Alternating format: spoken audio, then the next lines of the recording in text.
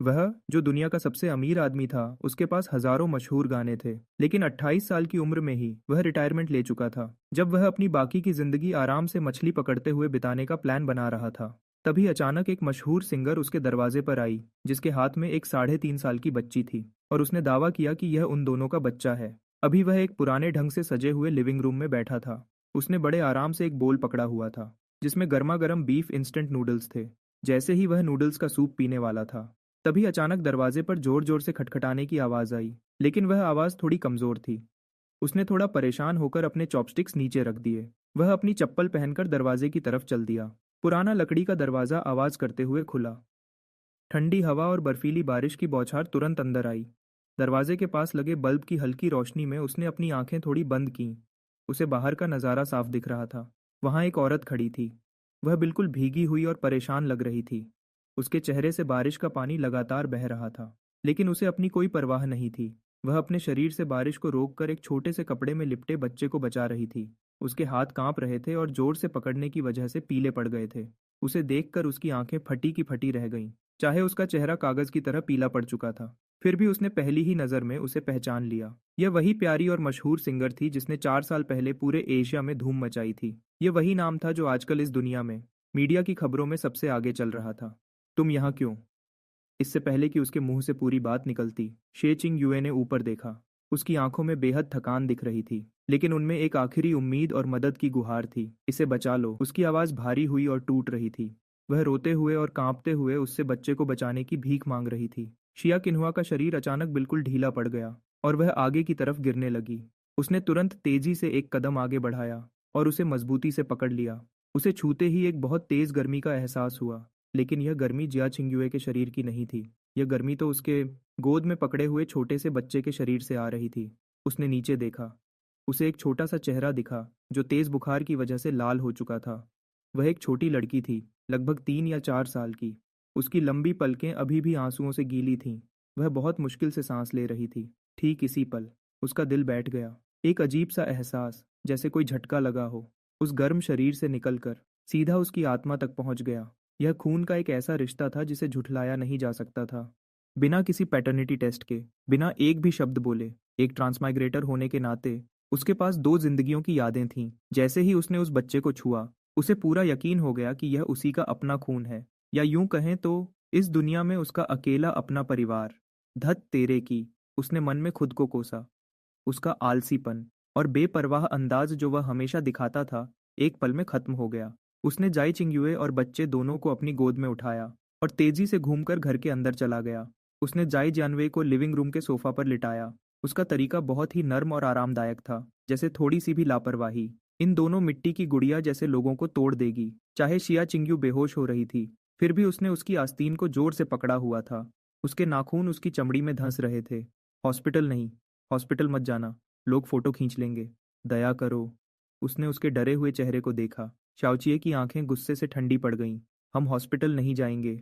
बच्ची तेज बुखार से तप रही थी, फिर भी वह हॉस्पिटल जाने से डर रही थी। उसी वक्त उसके दिमाग में पिछले कुछ दिनों की खबरें घूमने लगीं। पॉप डीवा चीनियस की खराब पर्सनल लाइफ, छुपा हुआ बच्चा सामने आया। शिया चिंग युए पर बड़ा केस चल रहा है। उसे बैन कर दिया गया है। ऐसा लगता है कि यह सिर्फ अफवाहें नहीं थीं। आराम करो, मैं यहाँ हूँ। कोई भी फोटो नहीं खींचेगा, उसने धीमी आवाज में कहा, जिसकी आवाज में एक भरोसा और ताकत थी। उसने धीरे से जियाया चिंग्याओ का हाथ हटाया और उस बेहोश, बुखार से तपते हुए बच्चे को उठा लिया अपनी गोद में। छोटी लड़की को शायद इस बदलाव और प्यार का एहसास हुआ।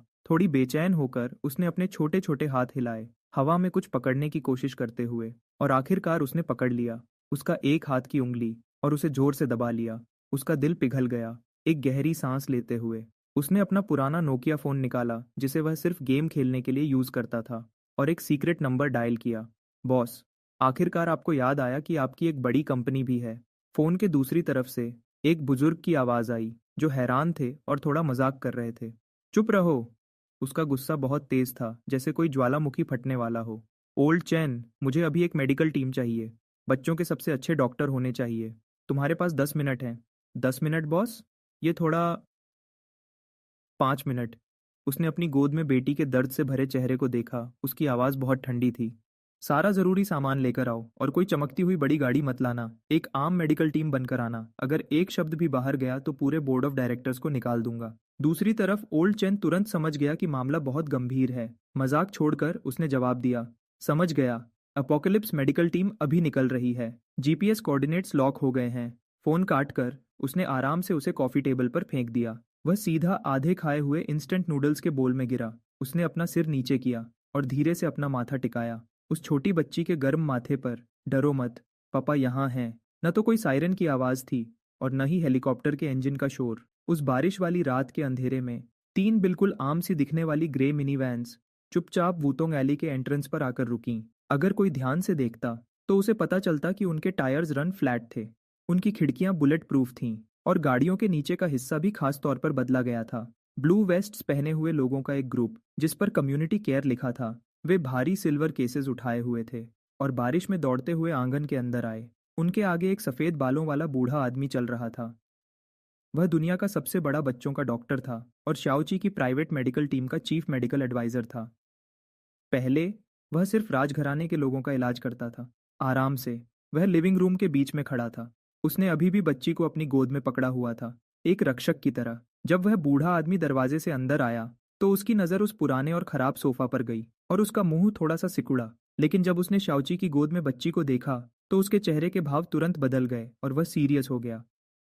बॉस, बिना किसी फालतू बात के इसे मेरे हवाले कर दीजिए। देखते ही देखते लिविंग रूम एक टेम्पररी और हाईटेक आईसीयू में बदल गया। कई सारे हाईटेक पोर्टेबल डिवाइसेस को खोला गया। जल्दी से ब्लड सैंपल लिया गया और टेस्ट किया गया। शरीर के तापमान को कम किया गया और ड्रिप लगाई गई। सब कुछ बिल्कुल खामोशी और ध्यान से किया जा रहा था। वह दीवार के सहारे खड़ा हो गया, दोनों हाथ सीने पर बांधे हुए। उसकी नज़र उन काम में लगे हुए डॉक्टर्स पर टिकी थी। उसकी आंखें कह रही थीं कि अगर किसी का हाथ थोड़ा सा भी कांपा तो वह उसकी जान ले लेगा। उसी वक्त सोफा की दूसरी तरफ से एक हल्की आवाज आई। चिया चिंग्युए होश में आ गई थी। वह अचानक उठकर बैठ गई और डर से इधर उधर देखने लगी। शिहान, शिहान कहाँ है? वह ठीक है।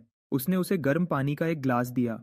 शिया चिंग्युए का पूरा शरीर कांप रहा था। ऊपर देखकर जब उसने शाओची का शांत चेहरा देखा तो उसकी घबराहट थोड़ी कम हुई।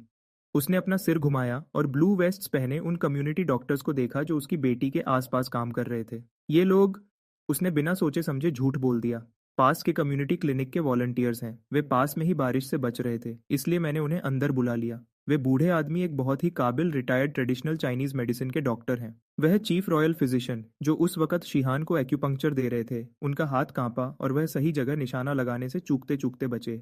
एक रिटायर्ड टीसीएम डॉक्टर। चिया चिंग्युए को मेडिसिन की समझ नहीं थी और वह दिमागी और शारीरिक रूप से थक चुकी थी। उसने ज्यादा नहीं सोचा।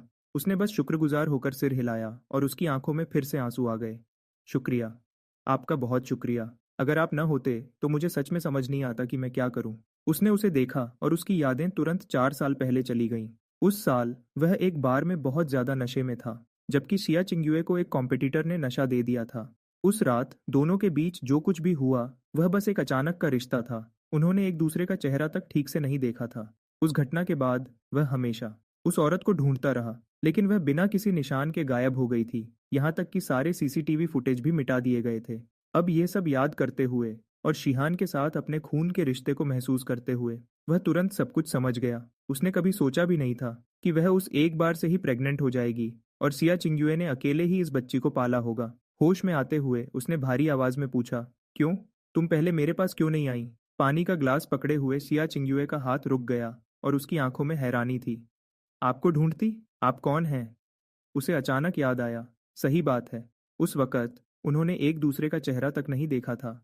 उसे कैसे पता होगा कि वह कौन है? जैसे ही वह समझाने वाला था, तभी वे बूढ़े टीसीएम डॉक्टर पास आए, शाओची के इशारे को समझते हुए। उन्होंने बिल्कुल सही नाटक किया। बेटा, बच्ची अब बिल्कुल ठीक है। उसे न्यूमोनिया की वजह से तेज बुखार था। अच्छा हुआ कि सही वक्त पर इलाज मिल गया। आधे घंटे की भी देरी होती तो दिमाग को नुकसान पहुंच सकता था। बुखार उतर गया है, उसे बस कुछ दिन आराम की जरूरत है। यह सुनकर सिया चिंग्युए बिल्कुल ढीली पड़ गई। वह लगभग फिर से बेहोश होने वाली थी। वह बार बार शुक्रिया अदा कर रही थी, लेकिन वे बूढ़े डॉक्टर थोड़ी देर के लिए रुके। उन्होंने एक रिपोर्ट निकाली, शाओची को एक अजीब नज़र से देखा और उसे शिया चिंग्युए को देते हुए कहा, जब हमने ब्लड सैंपल लिया था तो मैंने एक जेनेटिक कंपैरिजन टेस्ट भी कर लिया ताकि किसी एलर्जी का पता चल सके। माफ़ कीजिएगा, मैंने बिना पूछे यह किया। लेकिन इस टेस्ट के नतीजे के हिसाब से चिया चिंगयुए हैरान रह गईं। रिपोर्ट में बहुत सारा डेटा लिखा हुआ था। उन्हें कुछ समझ नहीं आ रहा था, लेकिन आखिरी लाइन ने उन्हें झटका दे दिया। टेस्ट के नतीजे के मुताबिक शिहान और शाओची के बीच एक असली बाप बेटी का रिश्ता है, जिसकी प्रोबेबिलिटी 99.99% है। सच तो ये है कि ये कोई अचानक किया गया टेस्ट नहीं था। ये तो उसने पहले ही चुपके से करने का पक्का ऑर्डर दिया था। यह एक पैटर्निटी टेस्ट उसके बाद में दिए जाने वाले 1000 समझाने से कहीं बेहतर था। रिपोर्ट को पकड़े हुए शिया चिंगयुए के हाथ बुरी तरह कांपने लगे। उसने अचानक ऊपर उसकी तरफ देखा। उसकी आंखों में यकीन ही नहीं हो रहा था। यह वही था। पिछले 4 सालों में उसने न जाने कितनी बार सोचा था कि वह आदमी कैसा दिखता होगा। शायद कोई गंजा अमीर बिजनेसमैन या कोई खराब डायरेक्टर। लेकिन उसने कभी नहीं सोचा था कि वह यह होगा। उसने अपने कंधे उचकाए और अपने चेहरे को ऐसा दिखाने की कोशिश की जैसे वह मासूम है पर अपनी जिम्मेदारी समझता है। वैसे मैं भी बहुत हैरान हूँ। उस रात सच में मैं ही था। सॉरी, मेरी वजह से तुम्हें और हमारी बेटी को इतनी तकलीफ उठानी पड़ी। कुछ सेकंड्स के लिए वहां बिल्कुल सन्नाटा छा गया। शिया चिंगयुए ने अपने होंठ चबाए और उसे ध्यान से देखने लगी, जैसे वह अंदाजा लगा रही हो कि यह आदमी कितना खतरनाक है। तभी छोटी शिहान सोफा पर थोड़ा हिली। एक बहुत ही कमजोर आवाज आई, मम्मी, पानी। शिया चिंगयुए ने तुरंत वह रिपोर्ट नीचे फेंक दी और भागकर अपनी बेटी के पास चली गई। उसने जमीन पर पड़ी पैटर्निटी टेस्ट की रिपोर्ट को देखा और उसके चेहरे पर एक हल्की सी मुस्कान आ गई। पहला कदम पूरा हुआ, रिश्ता पक्का हो गया। मेडिकल टीम के जाने के बाद कमरे में अब सिर्फ वह तीनों ही बचे थे। बाहर अभी भी बारिश हो रही थी, लेकिन कमरे के अंदर का माहौल थोड़ा बदल चुका था। पानी पीने के बाद शिहान फिर से सो गई। उसका लाल पड़ा चेहरा अब पहले से ठीक लग रहा था। लेकिन शिया चिंगयुए थोड़ी परेशान थी। वह घबराहट में खड़ी हुई और अपने पॉकेट चेक करने लगी। मुझे कितने पैसे देने हैं? मैं तुम्हें वापस कर दूंगी। वह सातर्य से वह आराम कुर्सी पर बैठ गया। उसने नूडल्स का बोल उठाया, खाने लगा। फिर शिया चिंगयुए का चेहरा और भी पीला पड़ गया। क्या लगभग इतने? उसने एक उंगली उठाई। 10,000। शिया चिंगयुए ने चैन की सांस ली। अगर वह थोड़े पैसे उधार लेती तो इतने पैसे जमा कर सकती थी। उसने अपना सिर हिलाया। नहीं। क्या? शिया की आंखें फटी की फटी रह गईं। क्या तुम मजाक कर रहे हो? ऐसा कौन सा डॉक्टर है जो 10 करोड़ रुपए लेता है? क्या तुम्हारा दिमाग खराब हो गया है? उसने अपने चॉपस्टिक्स नीचे रखे। उसका चेहरा बिल्कुल सीरियस हो गया। उस डॉक्टर ने कहा कि इस बच्ची की जान अनमोल है, और जान जब अनमोल है तो 10 करोड़ रुपए मांगना बिल्कुल भी गलत नहीं है। लेकिन फिर उसने अपनी आवाज बदली। शिया चिंगयुए के गुस्से और लाचार चेहरे को देखते हुए उसके चेहरे पर एक चालाकी भरी मुस्कान आई। अभी तुम्हारे पास एक पैसा नहीं है, और तुम्हारी कंपनी ने तुम्हें निकाल दिया है। एक छोटी बच्ची के साथ सड़कों पर भटकना कोई रास्ता नहीं है। क्यों ना हम ऐसा करें? मैं कोई बहुत बड़ा भला आदमी नहीं हूं, तो ये कर्ज अभी के लिए तुम्हारे नाम लिख देते हैं। उसने ऊपर के खाली कमरे की तरफ इशारा किया। दूसरी मंजिल खाली है।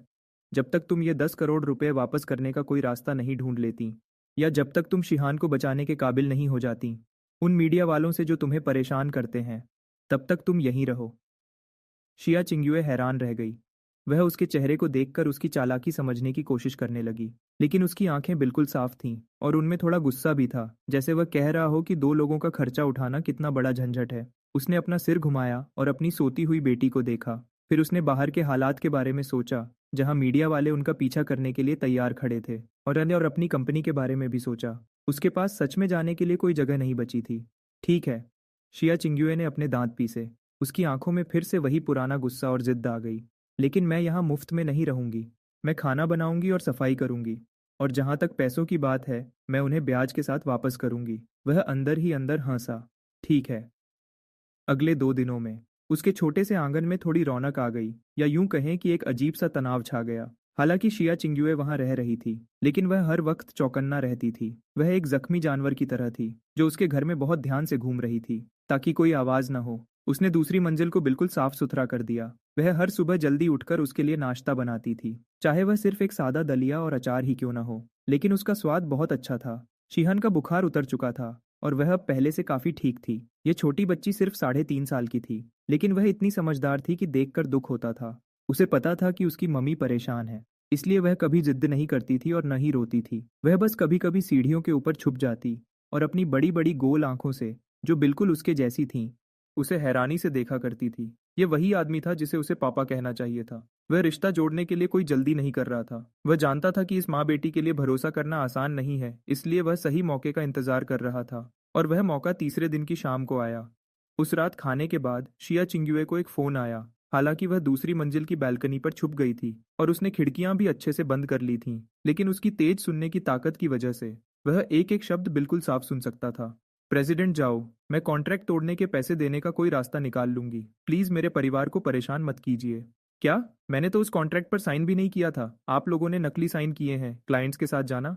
बिल्कुल नहीं, कभी नहीं। मैं मर जाऊंगी पर आप लोगों के पास नहीं आऊंगी। आप मुझे मजबूर कर रहे हैं। दूसरी तरफ के आदमी ने शायद कोई बहुत गंदी बात कही थी। शिया चिंग्युए की आवाज गुस्से से कांपने लगी और आखिर में उसकी रोने की आवाज आने लगी। नीचे वह सोफा पर बैठा था और आराम से एक किताब के पन्ने पलट रहा था, लेकिन उसने काफी देर से एक भी पन्ना नहीं बदला था। उसके दिमाग में इस दुनिया की एंटरटेनमेंट इंडस्ट्री की सारी बातें याद आने लगीं।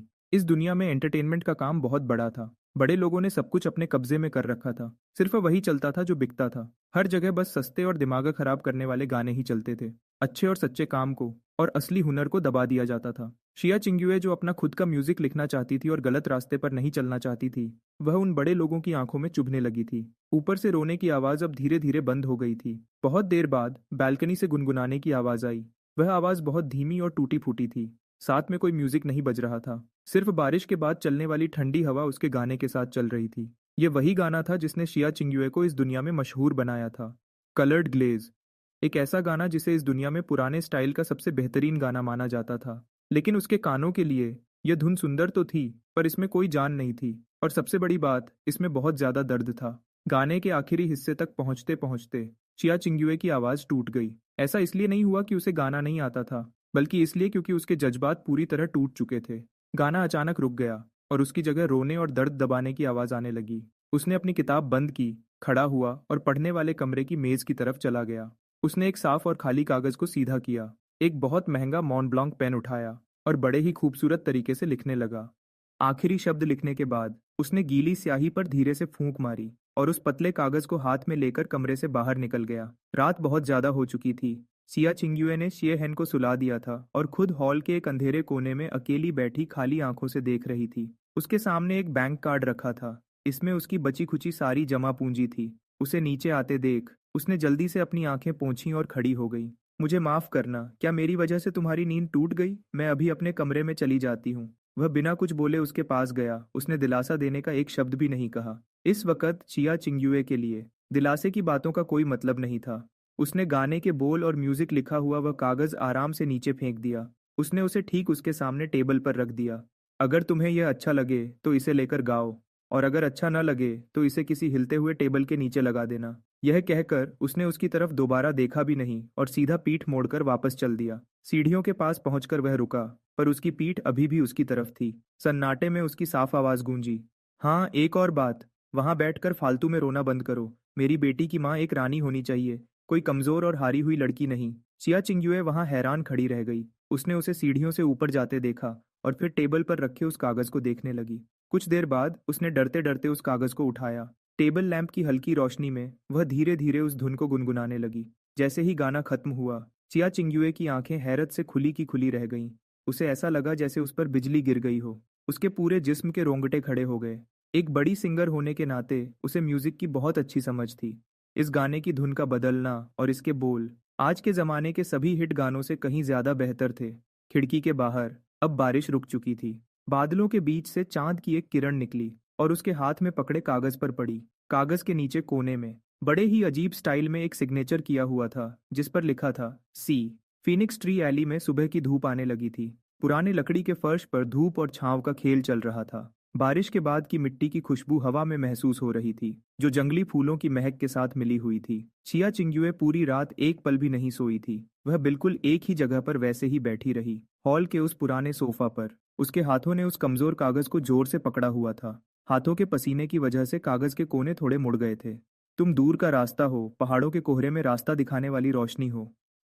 चिया चिंग्युए ने धीरे से इन शब्दों को गुनगुनाया। उसकी आंखों में एक बार फिर आंसू आ गए। क्या यह बिल्कुल उसकी अपनी कहानी जैसा नहीं था, जो इस मुश्किल वक्त में रास्ता ढूंढ रही थी? शहान के लिए उसे हर हाल में वह रोशनी बनना ही होगा। तभी दरवाजा खुलने की आवाज आई, जिसने उसके ख्यालों को तोड़ दिया।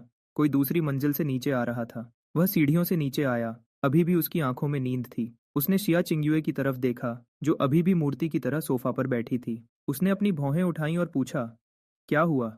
क्या बेकार लगा? अगर बेकार है तो इसे कचरे में फेंक दो। मैं तुम्हारे लिए कुछ और लिख दूंगा, जैसे कोई आसान सा गाना। वैसे भी आजकल मार्केट में वही सब चलता है। यह कहते हुए वह सीधा किचन की तरफ चला गया। थोड़ी ही देर में किचन से चावल धोने की आवाज आने लगी। चिया चिंगुए अचानक अपनी जगह से खड़ी हो गई। वह इतनी तेजी से उठी कि टेबल लगभग गिरने ही वाला था। वह जल्दी से किचन के दरवाजे पर गई और उसे अंडे काटते हुए देखने लगी। उसने कांपती आवाज में पूछा, क्या सच में यह गाना तुमने लिखा है? उसने पीठ मोड़कर देखा तक नहीं और उसके हाथ में चाकू तेजी से चलता रहा। उसने अंडे को बराबर 6 टुकड़ों में काट दिया। क्या तुमने सिग्नेचर नहीं देखा? किसी सी नाम के बंदे ने लिखा है। मैं तो बस बीच का आदमी हूँ। तुम मुझसे ऐसे सवाल क्यों कर रही हो, जैसे मेरा आईडी चेक कर रही हो? चिया चिंगुए ने हार नहीं मानी। वह कहाँ है? कौन है वह? मैं उससे मिलना चाहती हूँ।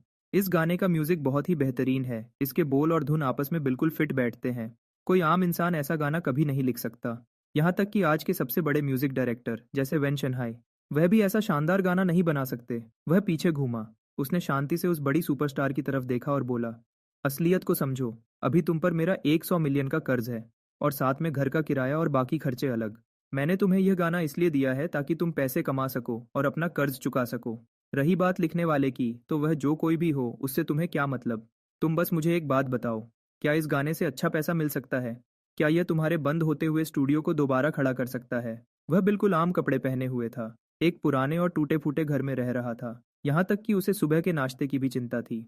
फिर भी जब उसने एक ऐसे शानदार गाने के बारे में बात की जो पूरी म्यूजिक इंडस्ट्री को हिला सकता था, तो उसका यह बेपरवाह अंदाज देखकर उसे अजीब सा लगा और उसके दिल में उसके लिए इज्जत और बढ़ गई। चिया चिंग्युए ने एक गहरी सांस ली और उस कागज को अपने हाथ में जोर से पकड़ लिया।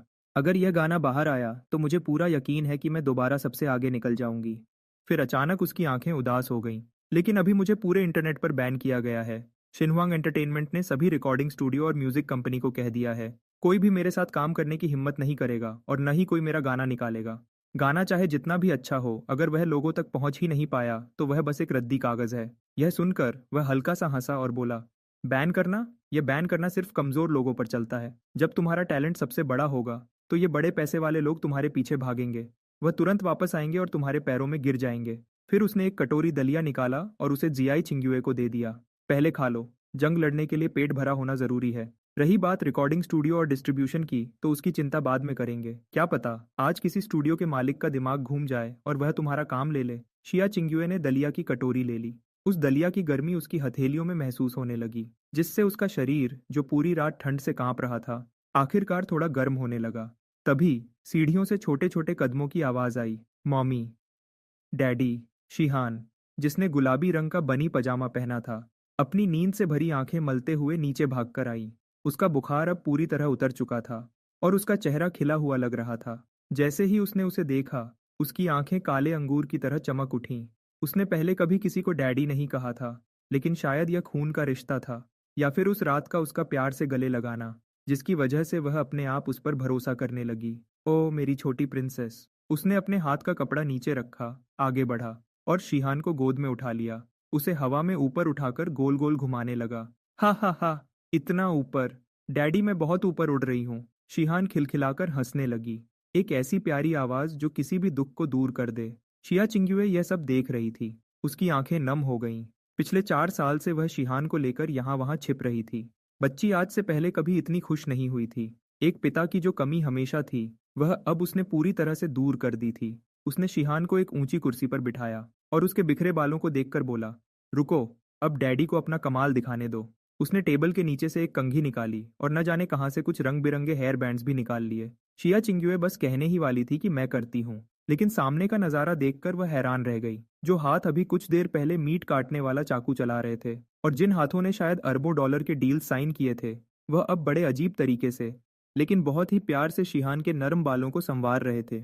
ये बाईं तरफ वाला हिस्सा, इसको यहाँ घुमाते हैं। नहीं, ये गलत है, ये दाईं तरफ होगा। वह खुद से धीरे से बोला। उसके माथे पर थोड़ा पसीना भी आ गया। यह काम उसके लिए उससे भी ज्यादा मुश्किल था जब वह पहले के दिनों में 30 अरब डॉलर की बड़ी बिजनेस मीटिंग में बैठता था। शिहान चुपचाप बैठी रही और उसे अपने बाल बनाने दिए। उसके हाथ में आधा नमकीन अंडा था जिसे वह खा रही थी और उसके पूरे मुंह पर तेल लग गया था। 10 मिनट बाद एक टेढ़ी मेढ़ी हेयर स्टाइल बनकर तैयार हुई, जो मुश्किल से 2 छोटी जैसी लग रही थी। बिल्कुल सही। उसने अपने काम को देखा और खुशी से अपना सिर हिलाया। उसके दिल के अंदर से जो खुशी निकल रही थी, वह किसी बड़ी पेंटिंग से भी ज्यादा खूबसूरत थी।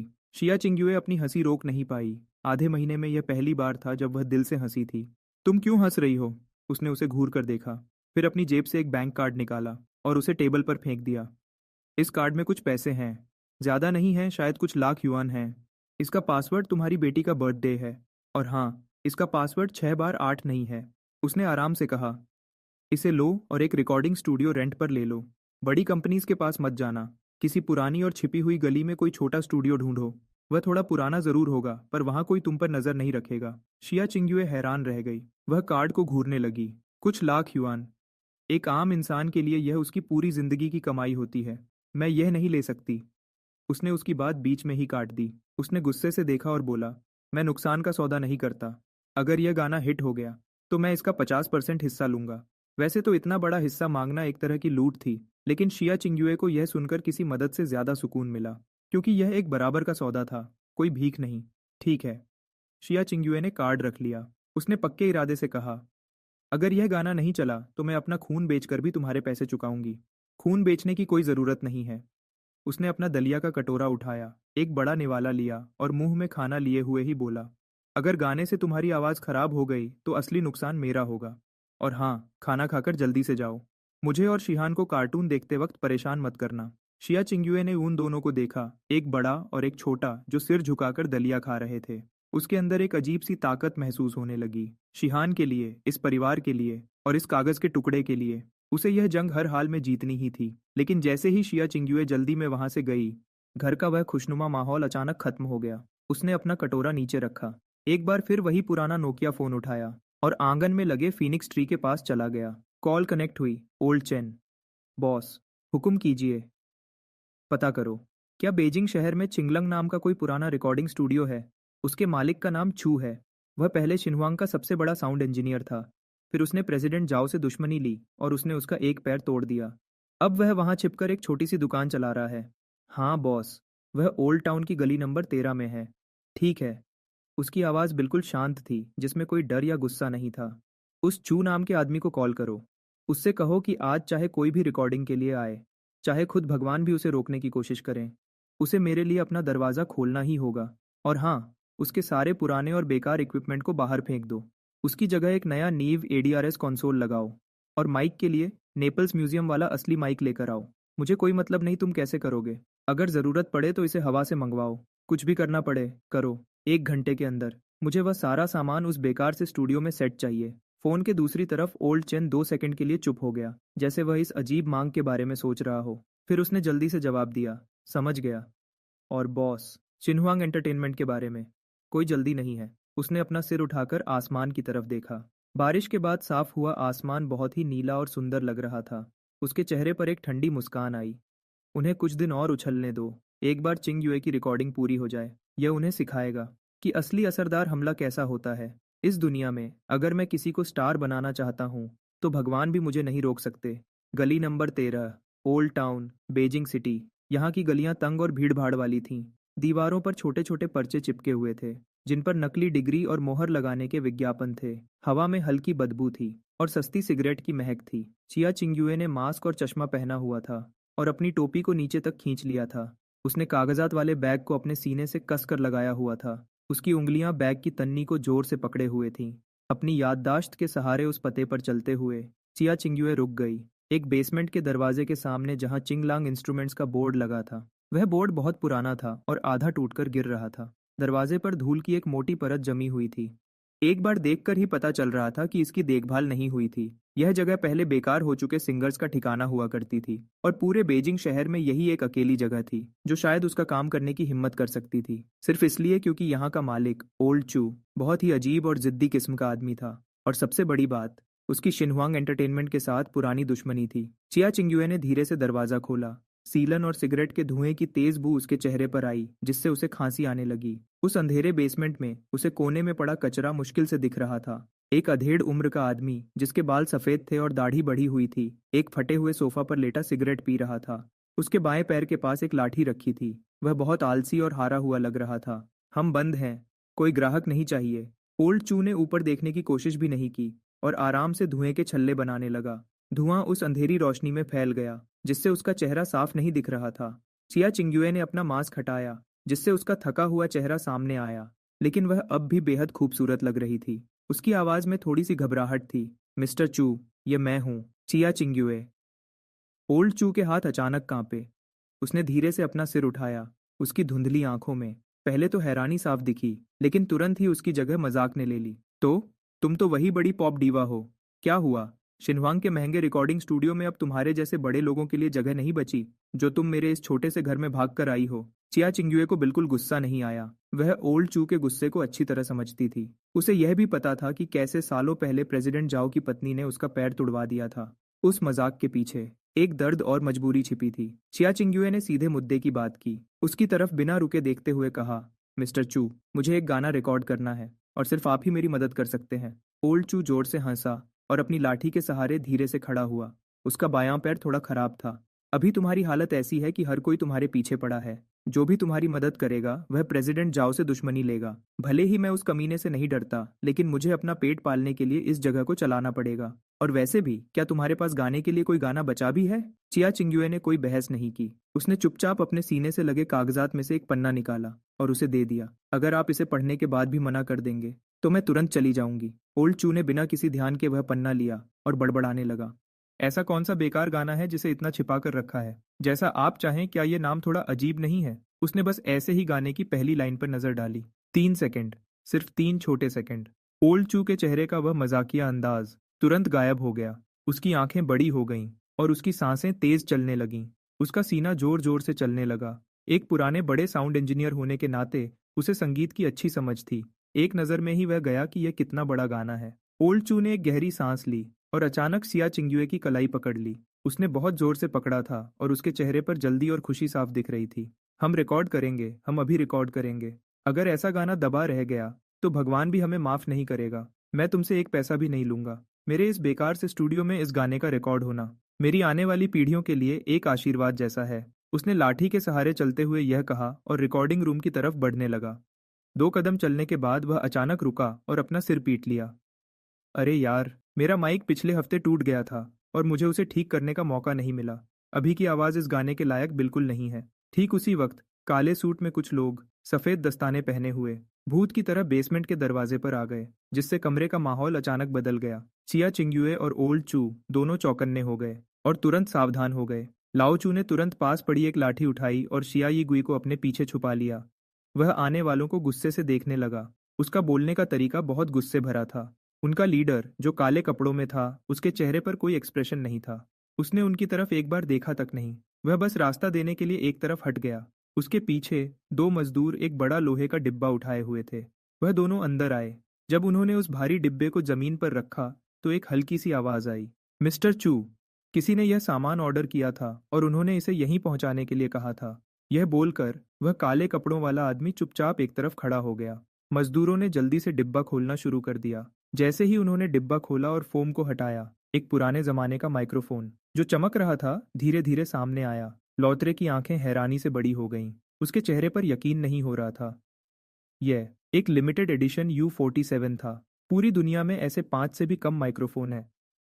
यहाँ तक कि बड़े रिकॉर्डिंग स्टूडियोज के पास भी ये नहीं होगा। ये किसने भेजा है? काले कपड़ों वाले आदमी ने कोई जवाब नहीं दिया। वह बस घूमा और शाओया चिंग्युए के पास गया और उसके हाथ में एक छोटा सा कागज का टुकड़ा दे दिया। फिर वह और मजदूर चुपचाप वहां से चले गए, बिल्कुल वैसे ही जैसे वे अचानक आए थे। चिया याकिंग युए ने वह कागज ले लिया। उस पर एक जानी पहचानी लिखावट में एक लाइन लिखी थी, अच्छा काम करने के लिए पहले अपने हथियार अच्छे करने पड़ते हैं। मेरे पैसे बचाने की कोशिश मत करो, बस दिल खोलकर गाओ।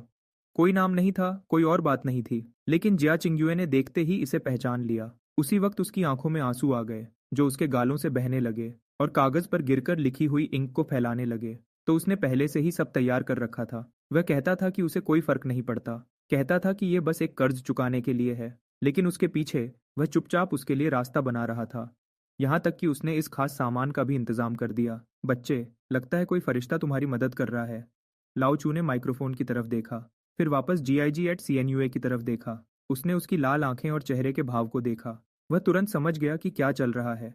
उसने एक शब्द भी नहीं बोला और नए जोश के साथ रिकॉर्डिंग शुरू कर दी। इसी बीच जांगचंग शहर के बीचों बीच बादलों को छूती हुई एक बहुत ऊंची बिल्डिंग की सबसे ऊपर वाली फ्लोर पर यह दुनिया की सबसे बड़ी कंपनी का हेडक्वार्टर्स था और यह उसका असली राज्य था।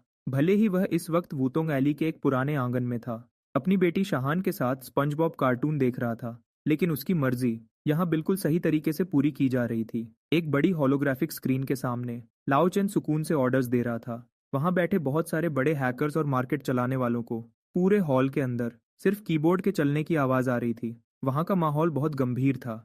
बॉस का ऑर्डर बिल्कुल साफ है, ये कोई खरीदारी नहीं है, ये एक इन्फिल्ट्रेशन है। सारे बड़े म्यूजिक प्लेटफॉर्म्स के बैकएंड को लॉक कर दो, उनके रिकमेंडेशन एल्गोरिदम को अपने कब्जे में ले लो। आज रात 8 बजे लोग चाहे कुछ भी सर्च करें, अगर वे सुअरों का खाना भी ढूंढ रहे हों तो भी रिकमेंडेशन लिस्ट में पहले नंबर पर मिस शिया किन्युआ का नया गाना एज यू विश ही आना चाहिए। दूसरा, उन फेक अकाउंट्स के खिलाफ एक्शन शुरू करो। वे 2 मिलियन फेक अकाउंट्स जो प्रेसिडेंट जाओ ने खरीदे थे, मुझे वे सारे अकाउंट्स 1 घंटे के अंदर बैन चाहिए। तीसरा और सबसे जरूरी बात, बॉस ने कहा है इस गाने से होने वाली कमाई का एक एक पैसा सीधा ट्रांसफर होना चाहिए। छोटी जॉश अहोन के ट्रस्ट फंड में एक पैसा भी कम नहीं होना चाहिए, इसमें कोई गलती नहीं होनी चाहिए। लाओचन की आवाज में बहुत दम था। आज रात हम पूरी एंटरटेनमेंट इंडस्ट्री को एक सबक सिखाएंगे, एक ऐसा सबक जो वे कभी नहीं भूलेंगे, कि जब तुम दुनिया के सबसे अमीर आदमी की औरत से पंगा लेते हो तो क्या होता है और उसके बाद क्या अंजाम होता है। 7:55 पर बेसमेंट के रिकॉर्डिंग स्टूडियो के अंदर का माहौल बहुत गर्म था। लाओ चू के हाथ, जिन्होंने जिंदगी भर बड़े बड़े मिक्सिंग कॉन्सोल्स चलाए थे और कभी नहीं कांपे थे, उन पर अब हल्का सा पसीना आ गया था। वह स्क्रीन पर चल रहे अपलोड प्रोग्रेस बार को ध्यान से देख रहा था। उसका पूरा ध्यान वहीं था। क्या तुम श्योर हो कि हमें किसी मार्केटिंग की जरूरत नहीं है? शी एंड जिंग युए उसके पास एक पुरानी चेयर पर बैठी थी। उसने अपने दोनों हाथ कसकर पकड़े हुए थे। उसका बोलने का तरीका थोड़ा परेशान और घबराया हुआ था। नए गाने को रिलीज करने से पहले कम से कम 1 हफ्ते तक उसका प्रचार करना पड़ता है। आर्टिकल्स लिखवाने पड़ते हैं, ट्रेंडिंग में लाना पड़ता है और तारीफ करने के लिए लोगों को रखना पड़ता है। फैंस से अच्छे कमेंट्स करवाने पड़ते हैं। लेकिन इस बार मेरे पास कुछ नहीं है। शिनहुआंग एंटरटेनमेंट ने पहले ही कह दिया है कि वे मुझे हर जगह से बैन कर देंगे। इस वक्त मैं एक सुनसान आइलैंड पर अकेली खड़ी हूँ। अगर मैं चिल्लाऊंगी भी तो कोई मेरी आवाज नहीं सुनेगा। इसकी कोई जरूरत नहीं है। यह जवाब लाओ चू ने नहीं दिया था, बल्कि उसने दिया जो न जाने कब से चुपचाप बेसमेंट के दरवाजे पर खड़ा था। उसके एक हाथ में छोटी शिहान थी जो मजे से लॉलीपॉप खा रही थी और दूसरे हाथ में गर्म गर्म रोस्टेड चेस्टनट्स का एक बैग था। एक अच्छा गाना सोने की तरह होता है, अगर तुम उसे मिट्टी में भी फेंक दोगे तो भी वह चमकेगा। उसने एक चेस्टनट निकाला और प्यार से शिहान के मुंह में डाल दिया और उसके चेहरे पर एक हल्की सी मुस्कान आ गई। वैसे भी आज रात हवा हमारे ही साथ है। डिंग, एक आवाज आई। स्क्रीन पर एक मैसेज आया, अपलोड सक्सेसफुल, आर्टिस्ट जाया चिंग्युए। उसी वक्त यहाँ से बहुत दूर जिंगजो में ईट द पेंगुइन म्यूजिक के हेडक्वार्टर्स में शाओली नाम का एक एम्प्लॉई अपना काम छोड़कर खाना ऑर्डर करने ही वाला था। जैसे ही उसकी उंगली फोन की स्क्रीन पर टच हुई, मॉनिटरिंग स्क्रीन पर डेटा का ग्राफ अचानक एकदम सीधा ऊपर चला गया। यह बढ़ाव सच में डराने वाला था। यह क्या हो रहा है? क्या सर्वर खराब हो गए हैं? शाओली के मुंह से उसकी कोला गिरते गिरते बची। उसके चेहरे पर हैरानी साफ दिख रही थी। बैकएंड का रियल टाइम ट्रैफिक पूरी तरह आउट ऑफ कंट्रोल हो चुका था। वह ट्रैफिक जो बड़े बड़े स्टार्स को मिलना चाहिए था या फिर मशहूर गानों को मिलना चाहिए था, उसे अचानक किसी अनजान ताकत ने रोक लिया और जबरदस्ती उसका रास्ता मोड़ दिया। सारा ट्रैफिक एक ही जगह जमा होने लगा और उस लिंक पे चला गया जिसे अपलोड हुए 1 मिनट भी नहीं हुआ था। एक कॉलेज के हॉस्टल में एक स्टूडेंट अपनी पढ़ाई के लिए इंग्लिश ऑडियो ढूंढ रहा था। तभी उसके हेडफोन्स में एक बहुत ही प्यारी धुन बजने लगी जिसने उसकी पढ़ाई को रोक दिया। एक ऑफिस में रात भर काम करने वाली एक लड़की ने नींद न आने पर सुकून देने वाला म्यूजिक ढूंढना शुरू किया, लेकिन उसे एज यू विश नाम का एक गाना मिला। मैनेजर सर, कुछ बहुत बड़ा हो रहा है। लगता है हमारा मेन सिस्टम हैक हो गया है। चाउली डर के मारे चिल्ला उठा। उसकी आवाज में घबराहट थी। टेक्निकल डायरेक्टर भागते हुए वहां आया। उसने जल्दी जल्दी कीबोर्ड पर उंगलियां चलाईं। पहले उसे शक हुआ, फिर वह हैरान रह गया और आखिर में उसका चेहरा पीला पड़ गया। वह कमजोरी से अपनी चेयर पर बैठ गया और धीरे से बोला, यह कोई हैकर नहीं है, यह कोई साइबर अटैक नहीं है, यह तो पैसे की असली ताकत है, एक ऐसी ताकत जिसे कोई नहीं रोक सकता। दूसरी तरफ बेसमेंट के रिकॉर्डिंग स्टूडियो में वह एक पुराने सोफा पर बैठा जिया चिंग्युए को देख रहा था, जो घबराहट में अपने फोन पर पेज को बार बार रिफ्रेश कर रही थी। उसके चेहरे पर बिल्कुल शांति थी, कोई घबराहट नहीं थी। 1 मिनट हो गया है और सिर्फ 3 व्यूज हैं, और वह भी हमने खुद ही क्लिक किए हैं। जिया चिंग्युए ने उदास होकर अपना सिर हिलाया। उसकी आवाज में निराशा थी। लगता है कोई चमत्कार नहीं होने वाला। इससे पहले कि वह अपनी बात पूरी करती, उसकी आंखें फटी की फटी रह गईं। उसके चेहरे की उदासी अचानक हैरानी में बदल गई। पेज रिफ्रेश होते ही व्यूज 3 से सीधा 30,000 हो गए। पलकें झपकते ही वह नंबर और बढ़ गया और 3 लाख तक पहुंच गया। कमेंट सेक्शन जो बिल्कुल खाली था, कुछ ही सेकंड्स में भर गया। वहां 999 से ज्यादा कमेंट्स दिख रहे थे। ये कैसे हो सकता है? ये सिर्फ जबरदस्ती लाया गया ट्रैफिक नहीं था, बल्कि ये उस गाने की कमाल की क्वालिटी का असर था। शहर के हर कोने में बहुत से लोगों को जबरदस्ती वह ऐड दिखाया गया। पहले तो वे गुस्सा हुए कि ये कोई फालतू ऐड है, लेकिन जैसे ही उन्होंने गाने की पहली लाइन सुनी, जैसे ही पहली धुन बजी, उन्होंने अपने हाथ रोक लिए जो ऐड को हटाने वाले थे। मेट्रो के अंदर एक आदमी जिसे अभी अभी नौकरी से निकाला गया था और जो बहुत थका हुआ था, उसे अपने अंदर एक नई उम्मीद महसूस हुई। ट्रेन की खिड़की से बाहर आती जाती लाइट्स को देखते हुए उसके अंदर दबे हुए सारे जज्बात अचानक बाहर आ गए। उसकी आंखें लाल हो गईं और उसके आंसू बहने लगे। हॉस्पिटल के रास्ते में एक बेटी जो रात भर अपने बीमार पिता के पास बैठी थी, उसने जब गाने के बोल सुने तो वह अपना दर्द रोक नहीं पाई। उसने अपना मुंह बंद किया और रोने लगी। अपनी डेस्क पर बैठा एक स्टूडेंट जो अपने सपनों के लिए मेहनत कर रहा था, उसे इस गाने से आगे बढ़ने की हिम्मत मिली और उसने एक बार फिर अपना पेन मजबूती से पकड़ लिया। कमेंट सेक्शन में जैसे तूफान आ गया। कमेंट्स बहुत तेजी से बढ़ने लगे। ये किस तरह का कमाल का गाना है? मैं मान ही नहीं सकता कि अभी तक किसी ने ये गाना नहीं सुना। मैं तो इस प्लेटफॉर्म को गाली देने वाला था कि मुझे फालतू गाना दिखा रहा है, लेकिन सुनने के बाद मैं इस गाने का फैन हो गया हूँ। यह दिल को छू गया। क्या यह सच में जिया चिंग्युए है, वही स्टार जिसे उसकी पर्सनल लाइफ के लिए बुरा भला कहा गया था? मेरी जान, इसकी आवाज़ तो सच में जन्नत जैसी है। क्या सिर्फ मैंने ही ध्यान दिया कि इस गाने को लिखने और बनाने वाला सी है? यह सी ज़रूर कोई बड़ा उस्ताद है। इस गाने की एक एक लाइन सीधा दिल पर लगती है। सिर्फ आधे घंटे के अंदर एज यू विश गाने ने एक शानदार वापसी की। ये नए गानों की लिस्ट में नंबर 1 पर आ गया। सबसे ज़्यादा सुने जाने वाले गानों में भी नंबर 1 पर, और ट्रेंडिंग लिस्ट में भी नंबर 1 पर आ गया। उसने हर एक म्यूजिक चार्ट पर अपना कब्जा कर लिया। दूसरी तरफ शिनहुआंग एंटरटेनमेंट के ऑफिस में प्रेसिडेंट जाओ हाथ में महंगी रेड वाइन का ग्लास लिए खड़ा था। वह खिड़की से बाहर शहर के नज़ारे को घमंड से देख रहा था। उसके चेहरे पर एक जीत की मुस्कान थी। आज रात उसने अपने नए लड़कियों के ग्रुप को प्रमोट करने के लिए बहुत सारा पैसा खर्च किया था। उसका मकसद जिया चिंग्युए की बर्बादी का फायदा उठाना था, ताकि वह पूरी तरह उसकी जगह ले सके और पूरी म्यूजिक इंडस्ट्री पर अपना कब्जा कर सके। प्रेसिडेंट जाओ, बहुत बड़ी गड़बड़ हो गई है। उसकी सेक्रेटरी ने दरवाजा खटखटाने की जहमत भी नहीं की और घबराहट में सीधा कमरे के अंदर आ गई। वह इतनी तेजी से भागी कि उसकी एक सैंडल निकल गई। उसके चेहरे पर डर साफ दिख रहा था। तुम इतना क्यों घबरा रही हो? क्या आसमान टूट पड़ा है? प्रेसिडेंट जाओ ने गुस्से से देखा और अपनी वाइन का एक घूंट लिया। उसका घमंड अभी भी वैसा ही था। वह जिया चिंग्युए। सेक्रेटरी ने एक टैबलेट आगे बढ़ाया। उसके हाथ डर के मारे कांप रहे थे। उसकी आवाज़ कांपते हुए निकली। उसने अभी एक नया गाना निकाला है। और और तो क्या हुआ अगर उसने गाना निकाला? प्रेसिडेंट जाओ ने गुस्से से कहा।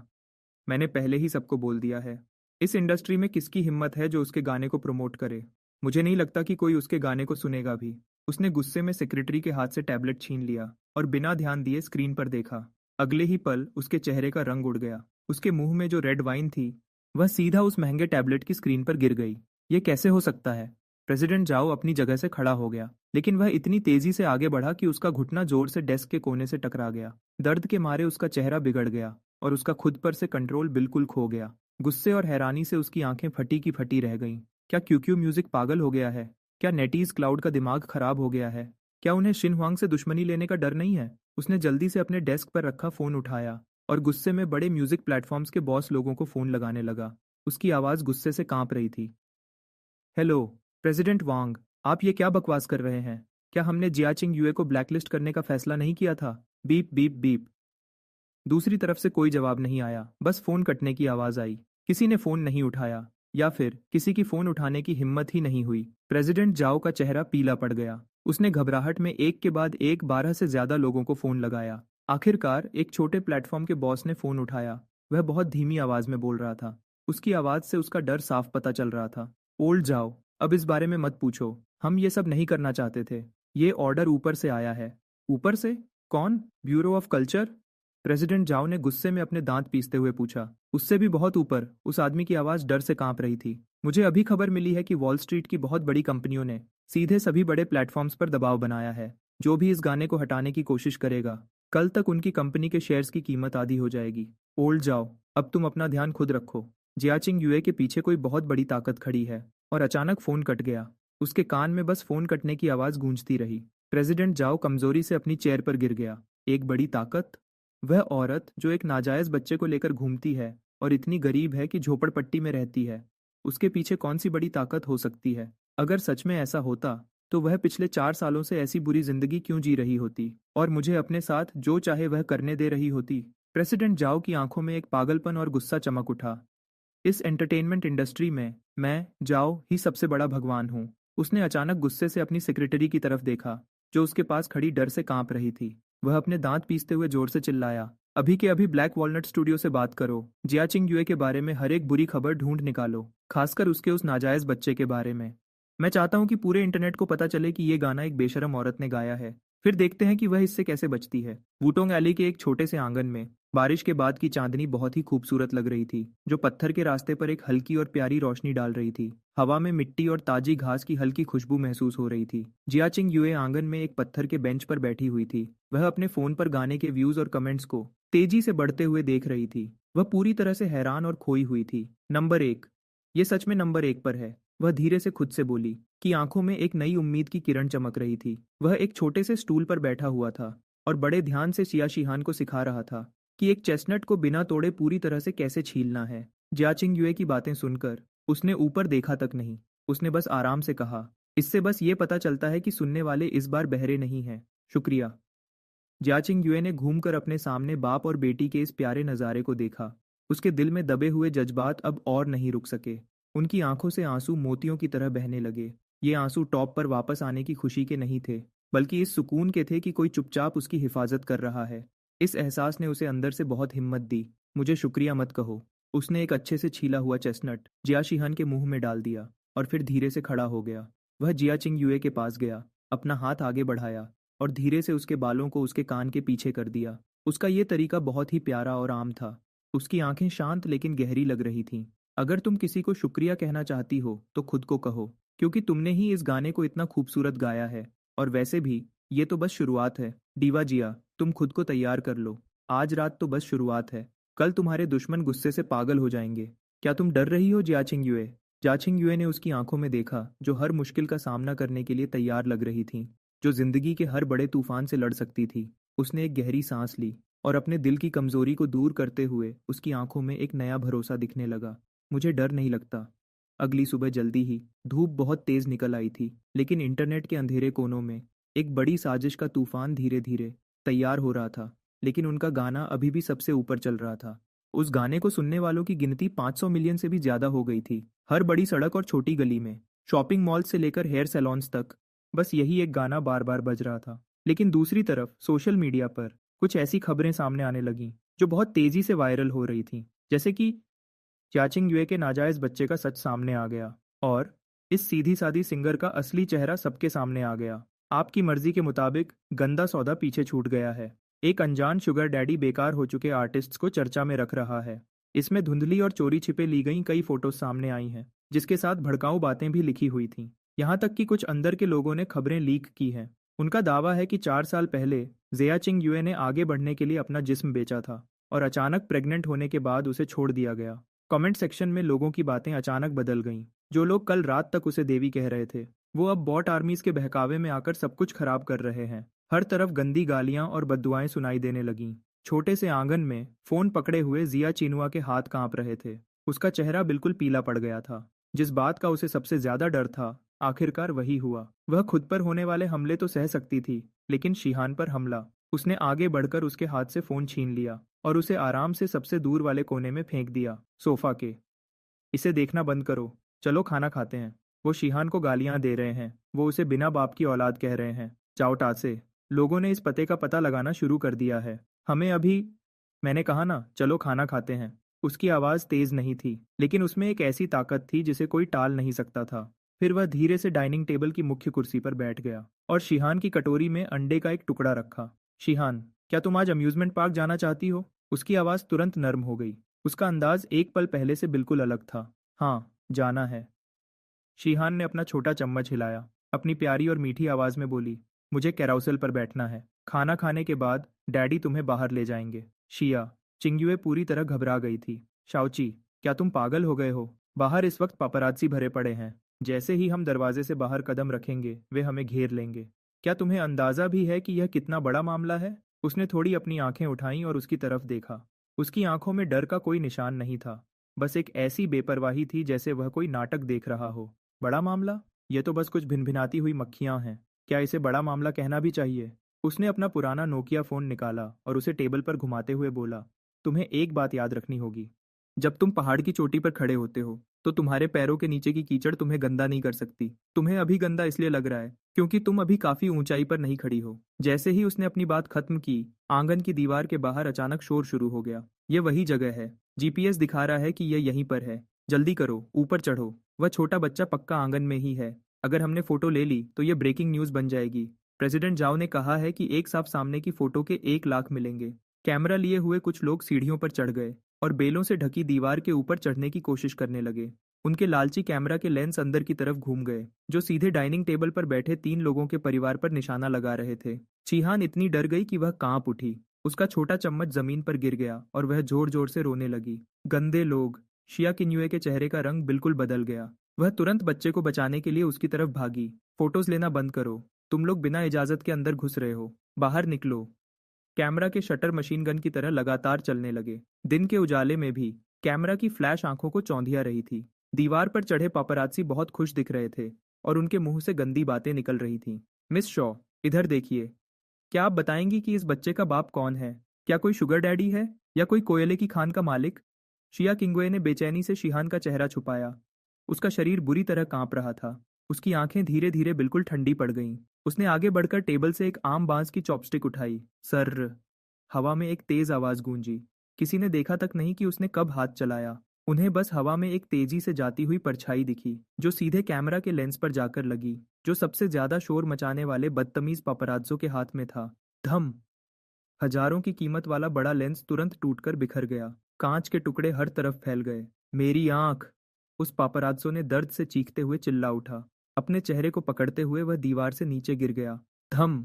उसने आंगन का दरवाजा लात मारकर पूरा खोल दिया। उसके साथ कोई बॉडीगार्ड्स नहीं थे। वह बिल्कुल अकेला था, लेकिन उसके शरीर से निकलने वाली ताकतवर एनर्जी ने इन आम तौर पर घमंडी पापरात्सी को सांस लेने में तकलीफ महसूस कराई और उनके पैर कांपने लगे। किसने कहा था कि एक फोटो के 1 लाख मिलेंगे?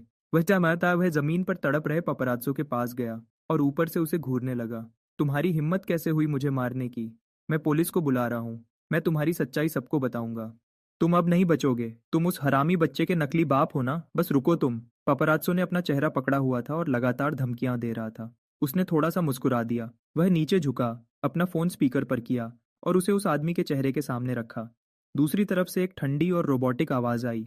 यह उस मीडिया कंपनी का बड़ा अफसर था जिसे वह चोरी छिपे चलाता था। यूनिवर्सल न्यूज के लीगल डिपार्टमेंट का डायरेक्टर, जो दुनिया की सबसे बड़ी मीडिया कंपनी है। बॉस, फेशियल रिकॉग्निशन के जरिए हमने वहां मौजूद 5 बदमाशों की पहचान कर ली है। उनके सारे गलत कामों के सबूत पूरी तरह से तैयार कर लिए गए हैं और उन्हें जांगजो सिटी सिक्योरिटी ब्यूरो और टैक्स ब्यूरो भेज दिया गया है। इसके अलावा उनके सारे बैंक अकाउंट्स फ्रीज कर दिए गए हैं।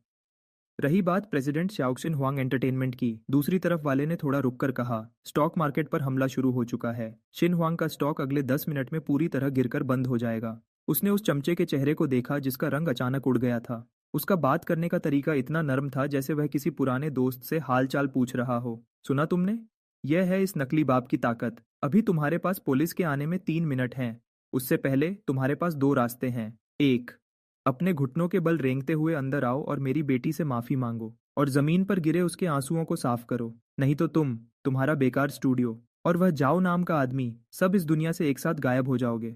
वह चमचा पूरी तरह टूट गया। अभी अभी उसका फोन जोर जोर से बज रहा था। बैंक के मैसेज आ रहे थे कि उसके सारे अकाउंट बंद हो गए हैं। उसकी पत्नी रोते हुए फोन कर रही थी कि उनका घर छीना जा रहा है। स्टूडियो का बॉस ग्रुप चैट में पागल हो रहा था, चिल्ला रहा था कि उन्हें पूरे इंटरनेट पर बैन कर दिया गया है। पलकें झपकते ही सब कुछ खत्म हो गया। मैं पहला रास्ता चुनता हूँ, बॉस। नहीं दादाजी, मुझसे गलती हो गई। मेरी आंखें थीं पर मैं आपको पहचान नहीं पाया। जिया चिंग्युए की हैरान आंखों के सामने वह रिपोर्टर्स जो अभी कुछ देर पहले तक बहुत घमंड दिखा रहे थे, अब अपनी पूंछ दबाकर भागने वाले कुत्तों जैसे बन गए थे। वह जल्दी जल्दी रेंगते हुए आंगन के अंदर आए। वह रोती हुई छोटी शिहान के सामने घुटनों के बल बैठ गए और अपना सिर जमीन पर पटकते हुए खुद को थप्पड़ मारने लगे। छोटी राजकुमारी, हमें माफ कर दो। हम जानवर हैं। हम बुरे लोग हैं। प्लीज अब मत रो। हम आपसे भीख मांगते हैं, प्लीज मत रोइए। शिहान ने रोना बंद कर दिया। उसने अपनी बड़ी बड़ी आंसुओं से भरी आंखें झपकाईं और अपने पापा को देखा, हैरानी से। ये लोग क्या कर रहे हैं? वह आगे बढ़ा और अपनी बेटी को गोद में उठा लिया और प्यार से उसके चेहरे से आंसुओं के निशान पोंछने लगा। ये लोग एक नाटक कर रहे हैं। इसका नाम है बुरे लोगों को सबक मिल गया। उसने मुस्कुराते हुए अपनी बात खत्म की। फिर अपना सिर घुमाकर जिया चिंग्युए की तरफ देखा। इस वक्त जिया चिंग्युए इस अजीब पर दिल को सुकून देने वाले नज़ारे को देख रही थी। फिर उसकी तरफ देखा जो उनके बच्चे को गोद में लिए पूरे मामले को संभाले हुए था। फिर भी वह बिल्कुल शांत था।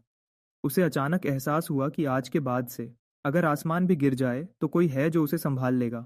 ठीक है, नाटक खत्म हुआ। उसने जाने का इशारा करते हुए अपना हाथ हिलाया, जैसे मक्खियों को भगाते हैं। चले जाओ यहाँ से। जाओ और खुद को पुलिस के हवाले कर दो। और याद रखना, अगली बार जब इस दरवाजे को देखो तो दूसरे रास्ते से निकल जाना। नहीं तो अगली बार सिर्फ कैमरा का लेंस नहीं टूटेगा। रिपोर्टर्स को ऐसा लगा जैसे उनके सिर से बहुत बड़ा बोझ उतर गया हो। वह जल्दी जल्दी वहां से भाग खड़े हुए, आंगन का दरवाजा बंद करते हुए। पूरी दुनिया में फिर से शांति छा गई। वह घूमकर जिया चिंग्युए की तरफ देखने लगा। उसकी आवाज़ फिर से पहले की तरह आलसी हो गई थी। ओह हाँ, मुझे लगता है मैंने वह अंडा पूरा नहीं खाया था। ठंडा होने पर उसका टेस्ट खराब हो जाएगा। जिया चिंग्युए जोर से हंस पड़ी। वह वह हंसी और फिर उसकी आंखें लाल हो गईं। सब कुछ भूलकर वह आगे बढ़ी और उसको और शिहान को गले लगा लिया। शुक्रिया। उसका शरीर एक पल के लिए थोड़ा अकड़ गया, फिर नॉर्मल हो गया। उसने एक हाथ से प्यार से उसकी पीठ थपथपाई। इतनी जल्दी इमोशनल हो गई? फिर वह उसके कान के पास झुका और धीरे से बोला, असली खेल तो अभी शुरू होने वाला है। क्योंकि प्रेसिडेंट जाओ को लोगों के दिमाग से खेलना बहुत पसंद है तो मैं उसे एक बड़ा तोहफा दूंगा।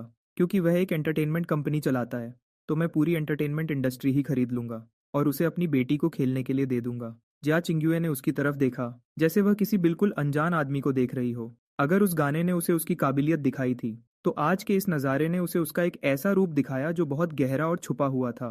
यह तो सिर्फ एक छोटा सा हिस्सा था।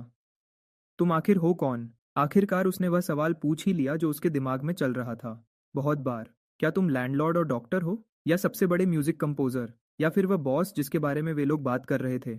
शाओचेन ने अपनी पैंट से धूल साफ की, खड़ा हुआ और फिर से अपने पुराने आलसी और बेपरवाह अंदाज में आ गया। वह उसके पास गया, उसकी आंखों में देखते हुए जो शक और बेचैनी से भरी थीं। क्या इस बात से सच में कोई फर्क पड़ता है कि मैं कौन हूँ? उसने अपना हाथ आगे बढ़ाया और शिहान के गोलू मोलू गाल को प्यार से खींचते हुए बोला, शिहान के लिए मैं उसका पापा हूँ और तुम्हारे लिए मैं कर्ज देने वाला हूँ। क्या ये दो पहचान काफी नहीं है? जिया चिंग्युए ने अपने होंठ चबाए। लेकिन जो कुछ भी तुमने दिखाया है और तुम्हारे वे तरीके, अगर तुम इतने बड़े आदमी हो तो तुम ऐसी जगह पर क्यों रहते हो? क्यों? क्योंकि मैं थक गया हूँ। बस इतनी सी बात है। उसने अपनी बाहें फैलाईं, उसके सवालों को बीच में ही रोकते हुए। वह घूम गया, इस पुराने छोटे पर सुंदर आंगन को देखने लगा। उसकी आंखों में सच में थकान साफ दिख रही थी। अपनी पिछली जिंदगी की धरती की यादें और इस दुनिया में आने के बाद बिजनेस की दुनिया में सालों की लड़ाई। वह सच में थक चुका था। उसने इतना पैसा कमा लिया था जो कई जन्म तक चलता, और उसके पास पूरी दुनिया को हिलाने की ताकत थी। लेकिन उसे एहसास हुआ कि उसे सबसे ज्यादा एक गर्म बोल नूडल्स और बिना किसी चालाकी के एक शांति भरी जिंदगी चाहिए थी। जब तक वह जिया चिंग्युए और उसकी बेटी से नहीं मिला था तब तक उसे यह शांति नहीं मिली थी। रही बात मेरे तरीकों की, उसकी आंखें अचानक एक तेज तलवार की तरह चमक उठीं। जिया चिंग्युए, तुम्हें समझना होगा कि इस मतलबी दुनिया में अगर तुम थोड़ी सी भी शांति चाहते हो तो तुम्हारे हाथ में एक तेज हथियार होना चाहिए। मैं कोई बड़ा आदमी नहीं बनना चाहता और न ही कोई मसीहा बनना चाहता हूँ, लेकिन किसी को भी मेरे लोगों को हाथ लगाने की इजाजत नहीं है। उसने यह बात बहुत आराम से कही, लेकिन यह बात जिया चिंग्यू के दिल पर एक हथौड़े की तरह लगी। उसने उसकी चौड़ी पीठ को देखा। उसकी आंखों में अचानक आंसू आ गए। पिछले 4 साल से वह एक अकेली छोटी चिड़िया की तरह थी जो तूफान में उड़ रही थी और हमेशा शिकारियों और जाल से बचने की कोशिश कर रही थी। लेकिन अब आखिरकार कोई उससे रुकने के लिए कह रहा था कि यहाँ एक पेड़ है, एक घोंसला है और एक शिकारी उसकी हिफाजत के लिए खड़ा है। अच्छा, अब ख्यालों से बाहर आओ। वह वापस घूमा। उसका बात करने का तरीका फिर से मजाकिया हो गया, उन मक्खियों को पकड़ने की खुशी मनाने के लिए। आज रात हमें कुछ अच्छा खाना बनाना चाहिए। मुझे पोर्क रिब्स खानी है, उसमें थोड़ी ज्यादा चीनी डालना। शिया किंगवे रोते हुए भी हंस पड़ी। अपने आंसुओं को जल्दी से पोंछते हुए बोली, ठीक है, मैं इतनी चीनी डालूंगी कि तुम मीठे से ही मर जाओगे। इस बीच जांगचेंग सिटी के एक बड़े और सुंदर विला में प्रेसिडेंट जाओ बिल्कुल परेशान हो चुका था। तुम्हारा क्या मतलब है कि तुम्हें कुछ नहीं मिला? क्या तुम सब बेकार हो? उसने लुई त्रैंदद कोन्याक की एक बोतल उठाई और उसे गुस्से में दीवार पर दे मारा। कांच के टुकड़े हर तरफ बिखर गए। लाल रंग का पानी खून की तरह नीचे बहने लगा। अभी अभी उसने लाचार होकर देखा कि कैसे सिन्हुआंग एंटरटेनमेंट की मार्केट वैल्यू 3 बिलियन कम हो गई। और इससे भी ज्यादा डराने वाली बात यह थी कि उसका सबसे खास पापराजी स्टूडियो ब्लैक फॉक्स जैसे धरती से गायब ही हो गया था। बिना किसी मुकाबले के पूरी तरह बर्बाद हो गया था। सारे इशारे वूटोंग एली की तरफ जा रहे थे, सीधा उस लड़के की तरफ जो देखने में बिल्कुल आम लगता था, लेकिन उसने अपनी सारी जान पहचान लगा दी थी। यहाँ तक कि पता लगाने के लिए अंडरवर्ल्ड के लोगों से भी मदद ली थी, और बदले में उसे सिर्फ 2 शब्द मिले, टॉप सीक्रेट। उसके सारे फाइल्स लॉक्ड थे, उस घर के मालिक का नाम भी लॉक्ड था, यहाँ तक कि शाहान का बर्थ सर्टिफिकेट भी एक एस क्लास सीक्रेट बन चुका था, जो सिस्टम की सबसे बड़ी सिक्योरिटी होती है। प्रेसिडेंट शी का सेक्रेटरी हाथ में एक नया फैक्स लिए दरवाजे पर कांप रहा था। टैक्स ब्यूरो ने कहा है, वह पिछले साल के उन यिन यांग कॉन्ट्रैक्ट्स की पूरी जांच करना चाहते हैं, और हमारे पहले से तय किए गए कई इन्वेस्टर्स ने एक साथ अपना सारा पैसा वापस ले लिया है। प्रेसिडेंट जाओ हैरान रह गया, उसका सिर घूमने लगा और वह सोफा पर गिर गया। एक ऐसा डर जो उसने पहले कभी महसूस नहीं किया था उस पर पूरी तरह छा गया। उसे आखिरकार समझ आ गया कि उसने किसी आम चीज से पंगा नहीं लिया था, बल्कि उसने एक न्यूक्लियर रिएक्टर को छेड़ दिया था। सामने वाले को तो अपना चेहरा दिखाने की भी जरूरत नहीं थी, वह सिर्फ एक चुटकी बजाकर उसके पूरे एंटरटेनमेंट एम्पायर को मिट्टी में मिला सकते थे। नहीं, मैं अभी हारा नहीं हूँ। प्रेसिडेंट जाओ की आंखों में एक हारे हुए जानवर जैसा पागलपन दिखा। वह इस इंडस्ट्री में सालों से काम कर रहा था, उसने कैसे कैसे तूफान नहीं देखे थे। पैसा और ताकत डरावनी हो सकती है, लेकिन आज के दौर में जहां पॉपुलैरिटी ही सब कुछ है, जब तक उसके पास खेलने के लिए पत्ते हैं, उसके पास बाजी पलटने का एक मौका अभी भी था। शिया चिंग्युए, तुम वापस आना चाहती हो? तुम्हें लगता है कि तुम उस गाने से अपना नाम साफ कर लोगी? उसने अपने दांत पीसे, उसकी आवाज में नफरत साफ दिख रही थी। जाओ और मास्क्ड सिंगर के डायरेक्टर से बात करो, चाहे कितने भी पैसे क्यों ना लगें। हमें अगला चैलेंजर स्पॉट हर हाल में चाहिए। अगर इंटरनेट पर कोई तुम्हारी हिफाजत कर रहा है, तो मैं स्टेज पर ही तुम्हारा नाम खराब कर दूंगा। मैं ये पक्का करूंगा कि करोड़ों लोगों के सामने तुम एक सुर भी ना गा सको, और तुम्हारी पूरी तरह बेइज्जती हो जाए। अगर मैं पीछे से चालाकी नहीं कर सकता, तो मैं तुम्हारे सामने खुलेआम खेलूंगा। अगले दिन मौसम बहुत ही प्यारा था। वह जियाजिंग युए और शिहान को लेकर गया। ड्रीमलैंड अम्यूजमेंट पार्क, जो जांगचेंग का सबसे बड़ा पार्क है। यह जगह बच्चों के लिए जन्नत जैसी थी, लेकिन बड़े लोगों और सेलिब्रिटीज के लिए एक मुश्किल जगह थी। यहाँ बहुत ज्यादा भीड़ होती थी। अगर थोड़ा सा भी मशहूर कोई आर्टिस्ट यहाँ आता, तो वहाँ भीड़ बेकाबू हो जाती। जाया जिन युए को इसी बात की चिंता हो रही थी। उसने जाया चिनुए को शीशे के सामने खड़े देखा। वह पूरी तरह तैयार थी। एक बेसबॉल कैप, धूप का चश्मा, एक मास्क और एक ढीली ढाली जैकेट जिसने उसे पूरी तरह छुपा रखा था। सिर्फ उसकी परेशान आंखें ही दिख रही थीं। वह बार बार खुद को चेक कर रही थी। उसे डर था कि कहीं कोई उसे पहचान न ले। उसके पास खड़ी शिहान ने एक गुलाबी रंग की प्रिंसेस ड्रेस पहनी हुई थी।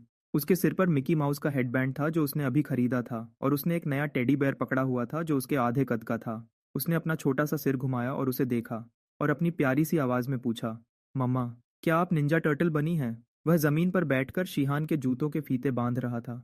यह सुनकर उसने जियाक्सिंग युए की तरफ देखा और अपनी हंसी नहीं रोक पाया। उसे मानना पड़ा कि वह बिल्कुल वैसी ही लग रही थी।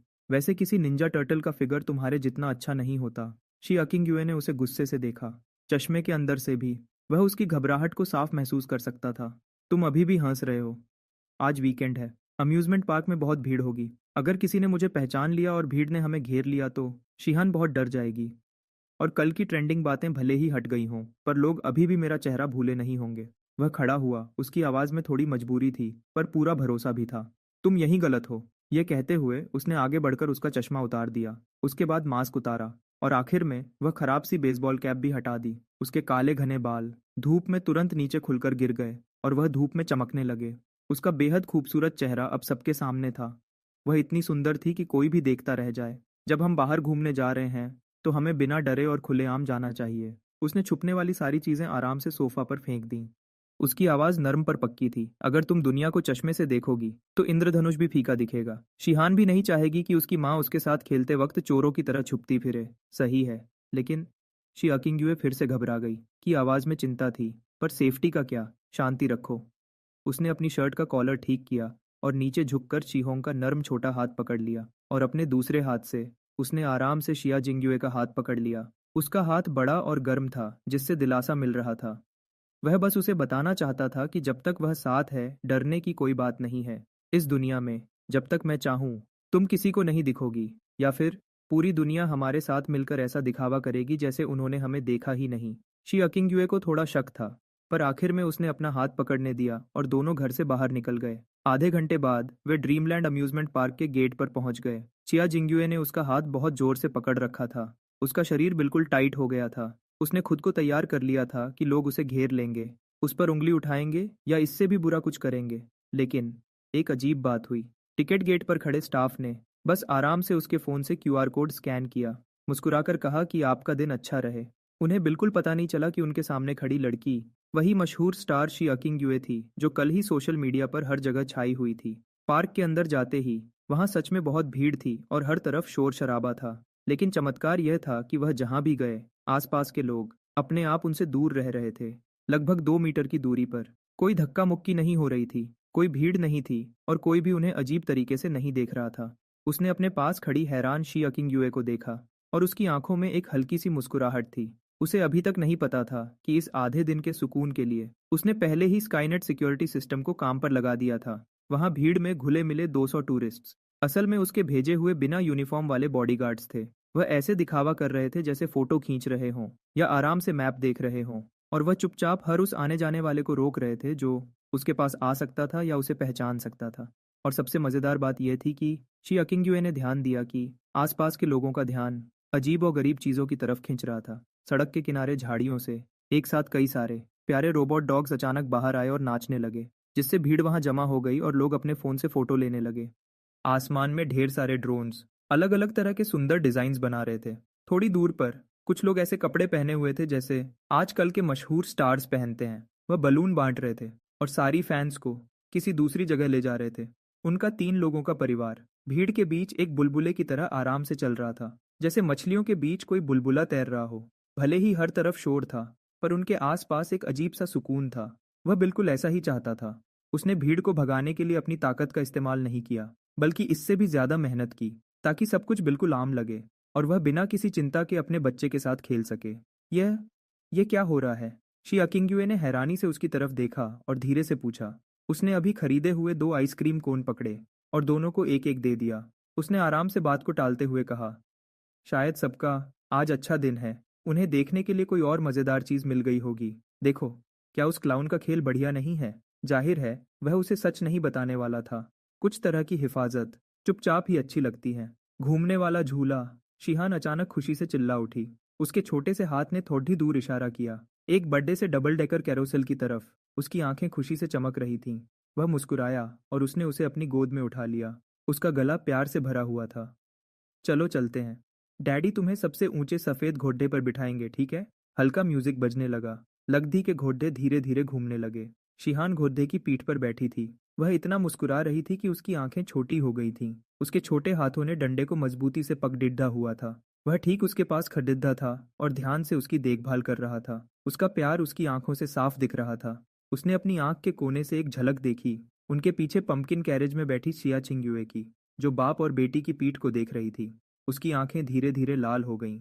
वह जानता था कि यह आसान और प्यारा नज़ारा उसके सपनों की सबसे बड़िद्दी ख्वाहिश हुआ करती थी, जहाँ कोई कैमरा फ्लैश न हो, कोई स्केड्यूल न हो, कोई मैनेजर उसे जल्दी करने को न कहे और कॉन्ट्रैक्ट तोड़ने के जुर्माने का कोई बुरा सपना न हो। वहाँ सिर्फ धूप थी, आइसक्रीम का मीठा स्वाद और म्यूजिक था, और उसका अपना प्यार और बच्चा था। हे! उसने अचानक अपना सिर घुमाया और उसे चुपके से अपने आंसू पोंछते हुए देख लिया। वह उसे छेड़ने से खुद को रोक नहीं पाया। अगर तुम इतनी इमोशनल होकर रोने लगोगी और तुम्हारी आइसक्रीम पिघलकर तुम्हारे हाथों पर गिर गई, तो मैं तुम्हारे कपडेड्डे नहीं धोऊंगा, याद रखना। शिया किंगवे अपने आंसुओं के बीच ही हंस पड़िड्ढी। उसने अपनी आइसक्रीम ऐसे उठाई जैसे वह उस पर फेंकने वाली हो। तुम 3 सेकंड से ज्यादा रोमांटिक नहीं रह सकते। रोमांटिक?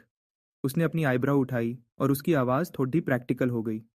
ये सब बातें बिल्कुल नकली हैं। मुझे सच्चाई में जीना पसंद है। जैसे कि उसने अपना हाथ उठाया और दूर इशारा किया। वह सामने दिखने वाला बेडिड द फेरिस व्हील। मैंने सुना है कि उसके सबसे ऊपर जाकर मांगी गई मन्नत सच होती है। वैसे तो मैं इन सब पर यकीन नहीं करता, लेकिन तुम्हारे लिए मैं 5 मिनट के लिए इस पर यकीन कर सकता हूँ।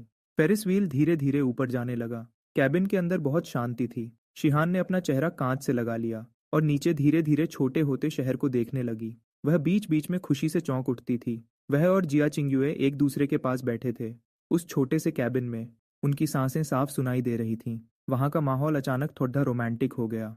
थैंक यू, शिया किंगवे ने अपने पैरों की तरफ देखते हुए कहा। उनकी आवाज़ बहुत धीमी थी, लेकिन उसमें सच्चाई थी। सिर्फ आज के लिए नहीं, बल्कि हर चीज़ के लिए। उसने अपना सिर घुमाकर उसे देखा। धूप कांच से छनकर आ रही थी और उसके चेहरे को चमका रही थी। उसके चेहरे के छोटे छोटे बाल भी साफ दिख रहे थे। इस वक्त उसने अपना गुस्सा और डर बिल्कुल छोड़ दे दिया। वह इतनी मासूम लग रही थी कि उसके दिल में दर्द होने लगा। उसने मजाक करना बंद कर दिया और उसकी आवाज़ गहरी और सीरियस हो गई। उसने धीरे से हाँ कहा और ऊपर उसकी तरफ देखा। उनकी आंखों में बहुत प्यार था। तुम्हें मुझे थैंक यू कहने की ज़रूरत नहीं है। मैं एक बिजनेसमैन हूँ। इन्वेस्टमेंट्स का फ़ायदा तो मिलना ही चाहिए। वह महसूस कर सकता था कि शाओई चिंग युए की धड़कन अचानक रुक गई थी। उसकी आंखों में थोड़ा डर और उलझन साफ दिखी। फ़ायदा? वह किस तरह का फ़ायदा चाहता था? उसने अपना हाथ आगे बढ़ाया और धीरे से अपना हाथ उसके घुटने पर रखे उसके हाथ पर रख दिया। उसके हाथ की गर्मी उसके हाथ में महसूस होने लगी, जिससे उसका डर कम हो गया। मैं जो फ़ायदा चाहता हूँ वह यह है कि अब से तुम सिर्फ स्टेज पर चमकने पर ध्यान दो। बाकी सारे अंधेरे को झेलने के लिए मैं हूँ। वह स्टेज जो तुमने खो दिया था, वह इज्जत जो तुमसे छीन ली गई थी, और यहाँ तक कि वह खुशी जो तुमसे छीनी गई थी, मैं वह सब तुम्हें वापस दिलाऊंगा। एक एक चीज़, ब्याज के साथ। श्री आइकिनुआ ने अचानक अपना सिर उठाया और उसकी गहरी आंखों में देखा। उसकी आंखों में आंसू भर आए। ठीक उसी वक्त फेरिस व्हील सबसे ऊपर पहुंच गया। ऐसा लगा जैसे पूरी दुनिया उनके कदमों में हो, बहुत बेडिड्डी और बेहद खूबसूरत। जब उनकी आंखें एक दूसरे से मिली हुई थीं और माहौल बिल्कुल बदलने ही वाला था, तभी शिहान अचानक पीछे घूमी और अपनी प्यारी बच्चों जैसी आवाज में चिल्लाई, डैडी मॉमी। देखो, वहां एक बड़ी स्क्रीन पर मॉमी का नाम लिखा है। दोनों एक साथ रुक गए और उस तरफ देखने लगे जहां शिहान इशारा कर रही थी। दूर एक बड़ी बिल्डिंग पर एक एलईडी स्क्रीन पर एक बहुत ही ध्यान खींचने वाला एडवर्टीजमेंट चल रहा था। मास्क्ड सिंगर का आखिरी चैलेंज, इस साल का ग्रैंड एडिशन। रहस्यमयी सिंगर द वॉन्डरर का चेहरा सामने आने वाला है। कौन तोड़ पाएगा इस जीत के सिलसिले को? इस फ्राइडे रात के 8 बजे। पता लगाने के लिए जरूर देखें। उस एड में जिया चिंग्यू की फोटो नहीं थी, बल्कि एक ऐसी इमेज थी जिसे सिर्फ इंडस्ट्री के लोग ही समझ सकते थे कि इसका असली मतलब क्या है। वह जिया जिंग्यू का वही पुराना मशहूर लुक था जो उसने 4 साल पहले परफॉर्मेंस के दौरान किया था। उसने देखा कि याए चिन्यू का चेहरा अचानक बदल गया और उस पर डर और हैरानी साफ दिखने लगी। उसने धीरे से कहा, मास्क्ड सिंगर, वह एक शो है जिसे शिनहुआंग एंटरटेनमेंट ने फंड किया है। वह अभी मुझे जबरदस्ती स्टेज पर भेजना चाहते हैं। वह अच्छे से समझ गया था कि आर्टिस्ट की मर्जी के बिना इस तरह का प्रमोशनल मटेरियल निकालना साफ तौर पर उसे पहले ऊपर चढ़ाने और फिर नीचे गिराने की एक साजिश थी। अगर वह वहां नहीं गई तो लोग उसे नखरेबाज कहेंगे, जो मुकाबले से पहले ही डरकर भाग गई। लेकिन अगर वह गई तो वहां पक्का उसके लिए एक और जाल तैयार था, एक बड़ा जाल। उसने उस स्क्रीन की तरफ देखा और उसकी आंखें तुरंत बिल्कुल ठंडी हो गईं। कुछ देर पहले की नरमी अचानक बिना किसी निशान के गायब हो गई और उसकी जगह एक शिकारी जैसी चमक आ गई जो अपने शिकार को जाल में फंसते हुए देख रहा हो।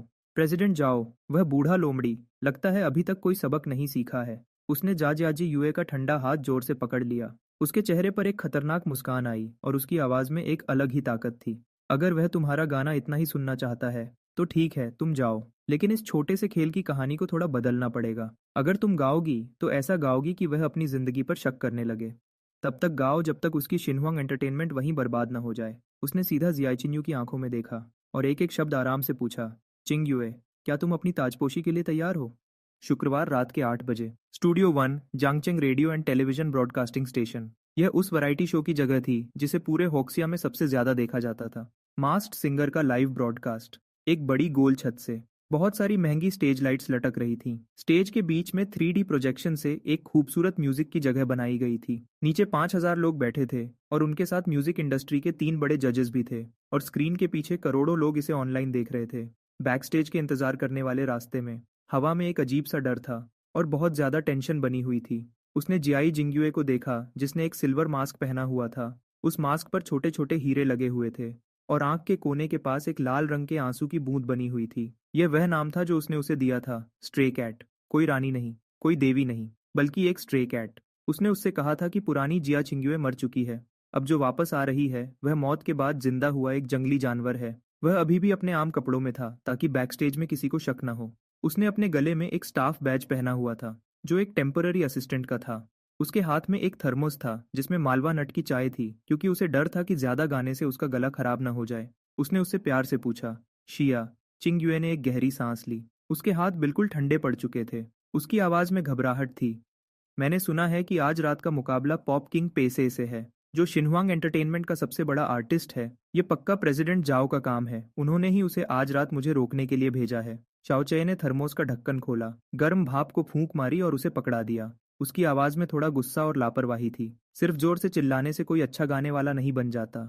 शांत रहो। आज रात का खेल उनके हाथ में नहीं है, ये भगवान के हाथ में है। और सच कहूं तो मेरी भगवान से अच्छी पहचान है। तभी ड्रेसिंग रूम का दरवाजा जोर से खुला। शो का असिस्टेंट डायरेक्टर, एक मोटे चेहरे वाला आदमी अंदर घुस आया। उसने गुस्से से शियान चिंग्युए की तरफ देखा और घमंड से बोला, हे स्ट्रे कैट, अब तुम्हारी बारी है, जल्दी करो, देर मत लगाओ। याद रखना कि आज रात लाइव ब्रॉडकास्ट है, अगर कोई भी गलती हुई तो तुम्हें बेचकर भी नुकसान पूरा नहीं होगा। यह कहकर उसने शाओक्सिन यू की तरफ एक अजीब इशारे से देखा, खास करके उसके कमर पर लगे ईयरफोन रिसीवर की तरफ। उसके चेहरे पर एक गंदी मुस्कान आ गई।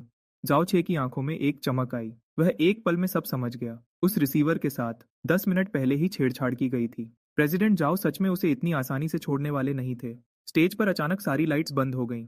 सिर्फ एक अकेली सफेद स्पॉटलाइट जल रही थी, जो स्टेज के बिल्कुल बीच में रोशनी कर रही थी। शिया किंग यूए धीरे धीरे स्टेज पर आई, बिना किसी बड़े मेकअप या तैयारी के। वह बिल्कुल साफ और सबसे अलग लग रही थी, जैसे किसी पहाड़ की चोटी पर कोई सफेद फूल खिला हो। म्यूजिक शुरू हुआ, एक ऐसा गाना जो इस दुनिया में पहले कभी नहीं था, अपवर्ड्स टू द मून। उसने यह गाना चुना था क्योंकि वह इसकी सबसे मुश्किल सुरों और ऊंची आवाज का इस्तेमाल करना चाहता था, ताकि सबका मुंह बंद किया जा सके। इस दुनिया में ऊंची आवाज में गाने को ही सबसे बड़ा हुनर माना जाता है, और यह गाना ऊंची आवाज के मामले में सबसे मुश्किल था। गाने की शुरुआत एक हल्की सी आवाज से हुई, और जैसे ही जाई जिंग्युए ने अपना मुंह खोला, तो उसकी वह हीरे जैसी साफ आवाज ने वहां बैठे हर इंसान का दिल जीत लिया। वह बैकस्टेज के अंधेरे में बैठकर उसे स्टेज पर देख रहा था, और उसके चेहरे पर एक मुस्कान थी। लेकिन अगले ही पल एक बड़ी मुसीबत आ गई। जैसे ही गाना अपने सबसे ऊंचे सुर पर पहुंचने वाला था, जहां सुर को अचानक बदलना था और जिसमें बिल्कुल सही पिच की जरूरत थी, स्क्रीच। अचानक माइक से एक बहुत तेज और चुभने वाली आवाज आई, जो सबके कानों में चाकू की तरह चुभी। उसके तुरंत बाद पीछे चल रहा म्यूजिक अचानक बंद हो गया, और पूरे स्टूडियो में एकदम सन्नाटा छा गया। उसने देखा कि जिया जिनवे ने दर्द के मारे अपने कान बंद कर लिए। उसका शरीर हिलने लगा, और वह स्टेज पर ही बस गिरने वाली थी। उसके ईयरपीस में कोई म्यूजिक नहीं चल रहा था, बल्कि 100 डेसिबल की बहुत तेज और खराब आवाज आ रही थी। बिना लाइव स्ट्रीम चैट को देखे ही कोई भी अंदाजा लगा सकता था कि वहां कितना बड़ा हंगामा हो रहा होगा। कुछ लोग उसका मजाक उड़ा रहे थे, कुछ लोग उस पर शक कर रहे थे, और कुछ परेशान थे। इसी बीच वीआईपी बॉक्स में कुछ लोग परेशान थे।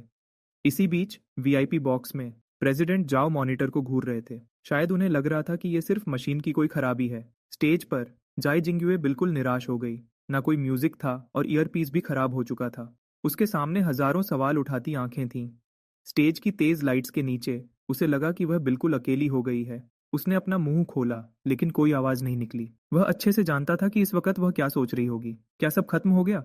क्या जो उम्मीद अभी जगी थी वह ऐसे ही खत्म हो जाएगी? ऐसा नहीं होगा। वह यहाँ था, वह उसे फिर से गिरने नहीं देगा। उसी वक्त वह खड़ा हुआ और स्टेज की तरफ चलने लगा। वह उस अंधेरे से निकलकर बाहर आया जहाँ कभी रोशनी नहीं गई थी। वहाँ एक काला ग्रैंड पियानो रखा था, जिसका इंतजाम उसने पहले से ही कर रखा था। वह बैठ गया और उसकी उंगलियों ने धीरे से पियानो की कीज को छुआ। पियानो से एक साफ और प्यारी आवाज निकली, जो बहुत शक्तिशाली थी और दिल को सुकून देने वाली थी। इस आवाज ने तुरंत ही वहां के शोर को शांत कर दिया। सब लोग हैरान रह गए। अचानक पीछे से एक लाइट जली, जिसने पियानो और उसे रोशन कर दिया। उसने एक काला आधा मास्क पहना हुआ था, जिससे सिर्फ उसका चेहरा थोड़ा सा दिख रहा था, और उसकी आंखें रात के आसमान की तरह गहरी लग रही थीं। वह अभी भी उसी सफेद शर्ट में था, जिसकी आस्तीन उसने ऊपर मोड़ रखी थी, जिससे उसके मजबूत हाथ दिख रहे थे। उसकी उंगलियां कीज पर तेजी से चलने लगीं, और बहते पानी की तरह एक बेहद सुंदर और शानदार म्यूजिक निकलने लगा। यह म्यूजिक असली गाने से भी ज्यादा साफ था और दिल को छू लेने वाला था। उसने अपना सिर थोड़ा सा घुमाया और स्टेज पर अकेली और लाचार खड़ी यित्सिया चिनुए को देखा। उसने एक शब्द भी नहीं बोला, लेकिन उसकी आंखों ने उसे एक साफ और पक्का इशारा दिया, गाओ। मैं यहाँ हूँ। शिया एच चिनुए ने उसे देखा। उसकी आंखों से आंसू बह रहे थे। उस पल उसके ईयरपीस का शोर जैसे गायब हो गया। लोगों का शक भी खत्म हो गया। अब उसकी दुनिया में सिर्फ वह पियानो था, और उसकी उंगलियों से निकलने वाली ताकत थी। उसने एक गहरी सांस ली, अपनी आंखें बंद की, और माइक को एक बार फिर ऊपर उठाया। इस बार उसकी आवाज बिल्कुल नहीं कांपी, बल्कि उसमें एक अनोखी और बहुत बड़ी ताकत थी। जब वह ऊंचे सुरों में गाती, तो पियानो का म्यूजिक उसकी आवाज के साथ बिल्कुल मिल जाता। पियानो की आवाज 10,000 दौड़ते घोड़ों की तरह गूंजती, और जब वह धीरे गाती, तो पियानो की आवाज हल्की बारिश की तरह नर्म हो जाती। उन्होंने इसकी कोई तैयारी नहीं की थी, फिर भी दोनों के दिल एक दूसरे से बिल्कुल जुड़े हुए थे, जैसे उन्होंने पहले हजारों बार एक साथ परफॉर्म किया हो। गाना अपने सबसे आखिरी और ऊंचे मुकाम पर पहुंच गया। यह एक सिंगर के लिए सबसे बड़ा टेस्ट था। शी चिंग युए ने अपना सिर पीछे किया, और लगातार 3 ऊंचे सुर ऐसे निकले जैसे कोई नया जन्म हो रहा हो। हर एक सुर पहले वाले से भी ऊंचा था, और हर एक सुर पहले से भी ज्यादा साफ था, जिसने वहां मौजूद हर एक इंसान के दिल को हिलाकर रख दिया। उसका बायां हाथ धीरे से चला, और उसके दाएं हाथ ने कीज को दबाते हुए एक जादू सा बिखेर दिया। उसके हाथ पियानो पर इतनी तेजी से चल रहे थे कि दिख भी नहीं रहे थे। पियानो का म्यूजिक एक बड़े तूफान की तरह बढ़ने लगा, जो उसकी आवाज को और ऊपर ले जा रहा था और उसे आसमान की ऊंचाइयों तक पहुंचा रहा था। बूम! आखिरी ऊंचा सुर खत्म हुआ और पियानो अचानक बंद हो गया। शेख इंगुआ स्पॉटलाइट के नीचे खड़ी थी। उसकी सांसें तेज चल रही थीं और उसके चेहरे से पसीना बह रहा था। वह जंग जीत कर आई किसी रानी की तरह लग रही थी, जिसके चेहरे पर एक अलग ही चमक थी। पूरे हॉल में 5 सेकंड तक बिल्कुल सन्नाटा रहा। फिर तालियों की गूंज और लोगों के चिल्लाने की आवाज से पूरा हॉल गूंज उठा। हे भगवान! क्या यह सच में किसी इंसान की आवाज है? पियानो पर वह लड़का कौन है? वह कितना हैंडसम है? उसने पियानो बजाकर सब कुछ कितने शानदार तरीके से बचा लिया। यह कोई खराब परफॉर्मेंस नहीं थी, बल्कि यह तो एक बेहद खूबसूरत कला का नमूना था। मेरी माँ ने मुझसे पूछा कि मैं घुटनों के बल बैठकर लाइव स्ट्रीम क्यों देख रहा हूँ। 3 पुराने जजेस अपनी सीट से खड़े हो गए। वह इतने खुश थे कि उन्हें समझ नहीं आ रहा था कि क्या बोलें। ये पक्का इस साल की सबसे बेहतरीन परफॉर्मेंस है। नहीं, ये इस पूरे 10 साल की सबसे शानदार लाइव परफॉर्मेंस है। बिना किसी पीछे चलने वाले म्यूजिक के भी, और मशीन खराब होने के बाद भी, उन्होंने अपने सच्चे हुनर का इस्तेमाल किया और एक खराब सिचुएशन को एक शानदार म्यूजिक शो में बदल दिया। शिया चिंग युए ने अपना ईयरपीस उतारा और पियानो के पास खड़े उस लड़के की तरफ देखा। वह धीरे से खड़ा हुआ। उसने झुककर प्रणाम नहीं किया, बस अंधेरे में खड़े होकर धीरे से ताली बजाई और उसे बधाई दी। फिर, एक सच्चे कलाकार की तरह, उसने यह पूरी चमक और ध्यान उस लड़की को दे दिया। वह सिर्फ पीछे रहकर उसे आगे बढ़ाना चाहता था। स्टेज के पीछे कोई भी प्रेसिडेंट जाओ के गुस्से भरे चेहरे का अंदाजा लगा सकता था। उनके हाथ में जो वाइन का ग्लास था, शायद उसके टुकड़े टुकड़े हो चुके थे। ये पियानो बजाने वाला आखिर कहाँ से आ गया? उनके चिल्लाने की आवाज़ पूरे लाउंज में गूंज रही होगी। पता लगाओ, अभी पता लगाओ कि वह मास्क वाला आदमी कौन है। शो खत्म होने के बाद भीड़ और मीडिया के बीच शिया एक चिंग युए उस सेलिब्रेशन पार्टी में नहीं गई। वह सीधे उस नैनी वैन के अंदर चली गई जो उसने पहले से तैयार रखी थी। वैन के शीशे काले थे, जिसकी वजह से बाहर के कैमरा की फ्लैशेस और सारा शोर शराबा अंदर नहीं आ रहा था। वैन के अंदर एक अजीब सी खामोशी थी। फहफाद चद्देह आगे वाली सीट पर बैठा था। उसने अपना मास्क पहले ही उतार दिया था। उसके हाथ में वह पुराना नोकिया फोन था और वह स्नेक गेम खेल रहा था। ऐसा लग रहा था जैसे वह शानदार पियानो गॉड, जो अभी थोड़ी देर पहले स्टेज पर था, वह यह था ही नहीं उसके लिए। जो कुछ भी अभी हुआ, वह बस एक आम सी मदद थी, जो उसे बचाने के लिए एक जरूरी कदम था। शेख इंगुवे पीछे की सीट पर बैठी थी। उसने गहरी नींद में सोई हुई शिहान को अपनी गोद में लिया हुआ था। वह छोटी बच्ची बैक स्टेज पर ही आराम से सो गई थी। वह बिल्कुल बेखबर थी कि स्टेज पर कितना बड़ा ड्रामा हो चुका है। वह इस बात को महसूस कर सकता था। उसका ध्यान उसकी गर्दन के पीछे ही था, जिसमें बहुत सारे सवाल और शक थे। यह साफ था कि उसके दिल में बहुत सारे सवाल चल रहे थे। वह कमाल का पियानो बजाने का तरीका, लाइव स्ट्रीम के दौरान उसका बिल्कुल शांत रहना और हर चीज को अपने काबू में रखने का उसका अंदाज, ये सब बातें एक आम लैंडलॉर्ड में नहीं हो सकती थीं। आखिरकार उसने खामोशी तोड़ी। उसने धीरे से पूछा, क्या तुमने पहले म्यूजिक सीखा है? बस थोड़ा सा। उसने अपना सिर घुमाकर देखा भी नहीं। उसका चेहरा बिल्कुल आम सा था। जब मैं पहले वियना में कबूतरों को दाना डालने गया था, तो वहां के कुछ बुजुर्गों से 2-4 दिन ऐसे ही सीख लिया था। वह ज्यादा सफाई नहीं देना चाहता था। पुरानी बातों को उसे बताने की कोई जरूरत नहीं थी। वह बस सबसे आसान तरीके से उसकी शांति को बचाना चाहता था। शेख इंगुवे के पास कोई जवाब नहीं था। वियना के कुछ बुजुर्ग लोग, वह समझ गई थी कि वह बस बात को टाल रहा है। गाड़ी आराम से वूतोंग एली के अंदर चली गई। आज की रात पूरी एंटरटेनमेंट इंडस्ट्री के लिए एक ऐसी रात थी जिसमें कोई सो नहीं पाया। Left hand pointing to the moon गाने के लाइव वीडियो ने सिर्फ 1 घंटे में देखने वालों के सारे रिकॉर्ड तोड़ दिए। इंटरनेट पर टॉप 10 ट्रेंडिंग सर्चेस में हर जगह वही छाया हुआ था। हर कोई उस अनजान पियानिस्ट के बारे में अंदाजा लगा रहा था, लेकिन उसके लिए यह बस एक रोज का काम पूरा करने जैसा था। उसे नाम या पैसे की कोई परवाह नहीं थी। उसने यह सब सिर्फ उसे बचाने के लिए किया था। घर पहुंचकर वह शिहान को उठाकर ऊपर ले गया। उसने ध्यान से उस छोटी बच्ची को सुलाया। फिर वह घूमकर बाथरूम में चला गया। जब वह बाथरोब पहनकर बाहर आया तो उसके बाल अभी भी गीले थे और उनसे पानी टपक रहा था। जैसे ही वह सीढ़ियों के ऊपर पहुंचा, उसने शेख इंगुवे को लिविंग रूम में बैठे हुए देखा। उसके हाथ में कुछ बिखरे हुए डॉक्यूमेंट्स थे। हैरानी की वजह से उसका चेहरा पीला पड़ गया था। उसकी आंखों में साफ हैरानी दिख रही थी, जैसे उसे यकीन न हो रहा हो। और ये वही डॉक्यूमेंट्स थे जो उसने अपनी काली शर्ट की अंदर वाली जेब में छोड़ दिए थे, जो कपड़े उसने आज रात पहने थे।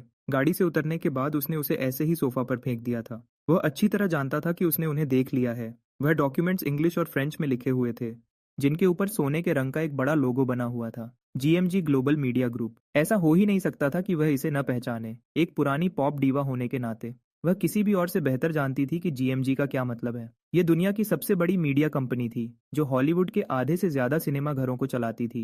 यूरोप की सबसे बड़ी म्यूजिक कंपनी थी और इस दुनिया की ग्रैमी वोटिंग कमेटी भी इसके पास थी। उन डॉक्यूमेंट्स में जीएमजी ग्रुप के 51% शेयर्स अपने नाम करने का पेपर था और उसमें शिनहुआंग एंटरटेनमेंट के ग्रेटर चाइना बिजनेस डिवीजन को जबरदस्ती खरीदने का एक प्रपोजल भी था। वह शिनहुआंग एंटरटेनमेंट को सिर्फ इसलिए खरीदना चाहता था ताकि उसका गुस्सा ठंडा कर सके और शाओताई को इसकी सजा दे सके, ताकि आने वाले वक्त में वह बिना किसी रुकावट के एंटरटेनमेंट इंडस्ट्री में आगे बढ़ सके और चमक सके। क्या हुआ? क्या तुम्हें मेरे बिजनेस एम्पायर में इंटरेस्ट है? उसकी आवाज़ में अभी भी नहाकर आने की नमी थी, जो अचानक उसके पीछे से आई। उसके बोलने के अंदाज में अपना राज खुलने का कोई डर नहीं था, बल्कि उसकी आवाज़ में एक हल्की सी मुस्कुराहट थी। शे किंगुवे अचानक डर गई। उसके हाथ से सारे डॉक्यूमेंट्स जमीन पर गिर गए। उसने तुरंत पीछे घूमकर देखा। वह सीढ़ियों के ऊपर बाथरोब पहने खड़ा था, जिसमें से उसका मजबूत शरीर साफ दिख रहा था। उसका चेहरा शर्म से बिल्कुल लाल हो गया। चिंग युए ने हकलाते हुए सफाई दी। मैं मेरा मतलब तुम्हारे पेपर्स देखना नहीं था। क क्या यह सब सच है? क्या तुम जीएमजी के बॉस हो? शाओची सीढ़ियों से नीचे आया। उसने झुककर जमीन से सारे डॉक्यूमेंट्स उठाए। उसने उन्हें आराम से साफ किया और वापस कॉफी टेबल पर रख दिया। उसने बिल्कुल आम अंदाज में कहा, हाँ, तुम ऐसा कह सकती हो। उसने अपने लिए एक ग्लास पानी निकाला और खिड़की के पास चला गया और खिड़की से बाहर उस पुराने पेड़ को देखने लगा। उसने एक ठंडी सांस लेते हुए कहा, पहले वाले चेयरमैन ने मुझसे एक मदद ली थी। उसने ज़बरदस्ती ये शेयर्स मेरे हाथ में थमा दिए। पहले तो मैं हज़ारों लोगों को संभालना नहीं चाहता था। ये बहुत झंझट का काम है। लेकिन अभी मुझे समझ आया कि थोड़ी सी ताकत होने से बहुत सारी परेशानियों से बचा जा सकता है, जैसे कि तुम्हें बिल्कुल सुरक्षित रखना। चिंग युए ने उसे देखा। उसकी आंखें हैरानी से भरी हुई थीं। ऐसा लग रहा था जैसे वह कोई कहानी सुन रही हो। तो तुम यहाँ क्यों रहते हो? एक लैंडलॉर्ड होने का नाटक क्यों करते हो? उसने अपने दिल का एक और सवाल पूछा। चाओचे ने पानी का एक घूंट लिया। वह घूमकर खिड़की के सहारे खड़ा हो गया। उसका अंदाज थोड़ा गंभीर हो गया, क्योंकि सबसे ऊपर अकेलेपन के सिवा कुछ नहीं होता। वह धीरे धीरे उसकी तरफ बढ़ा और उसे सोफा के कोने तक ले गया। वह आगे झुका और अपने दोनों हाथ सोफा के पीछे रख दिए, जिससे वह उसके बिल्कुल करीब आ गई। उसकी खुशबू ने तुरंत चिंगयुए को घेर लिया। जब तुम्हारे पास सब कुछ होता है, तब तुम्हें समझ आता है कि सच्चाई सबसे महंगी चीज़ है। जो लोग मेरे पास आते हैं, वह या तो मेरे पैसे के पीछे होते हैं या फिर मेरी ताकत के। सिर्फ यहाँ, उस बीफ नूडल्स के बोल में और शिहान के मुंह से पापा सुनकर मुझे लगता है कि मैं सच में एक इंसान हूँ। उसने उसकी आंखों में ध्यान से देखा। उसकी आवाज़ गहरी और असरदार थी, जिसमें एक अलग ही खिंचाव था। अब जब तुम्हें मेरा राज पता चल गया है, तो बिजनेस के नियम के मुताबिक जो लोग ज्यादा जान जाते हैं उनका अंजाम दो में से एक ही होता है। शे किंगुवे का दिल जोर से धड़कने लगा। उसने घबराकर उसे देखा। उसकी आवाज कांप रही थी। कैसा अंजाम? चुप होने के बाद शाओचे ने जानबूझकर एक गुस्से वाला चेहरा बनाया। उसे डर के मारे पीछे हटते हुए देखकर वह अपनी हंसी नहीं रोक पाया और जोर से हंस पड़ा। अगले ही पल उसने अपना मजाकिया चेहरा बदल लिया। एक चालाक लोमड़ी की तरह मुस्कुराते हुए उसने कहा कि पार्टनर बनने का मतलब है पूरी तरह से मेरे साथ जुड़ जाना, और तुम अपनी पूरी जिंदगी में कभी यहाँ से भाग नहीं पाओगी। उसने अपना हाथ आगे बढ़ाया और धीरे से उसकी ठुड्डी को ऊपर उठाया। उसकी उंगलियों ने उसकी नर्म स्किन को छुआ। उसका बोलने का तरीका नर्म लेकिन पक्का था। मिस शिया, क्योंकि तुम शिहान की माँ हो, इसलिए मैं तुम्हें एक खास मौका दूंगा। क्या तुम मेरी पत्नी बनोगी?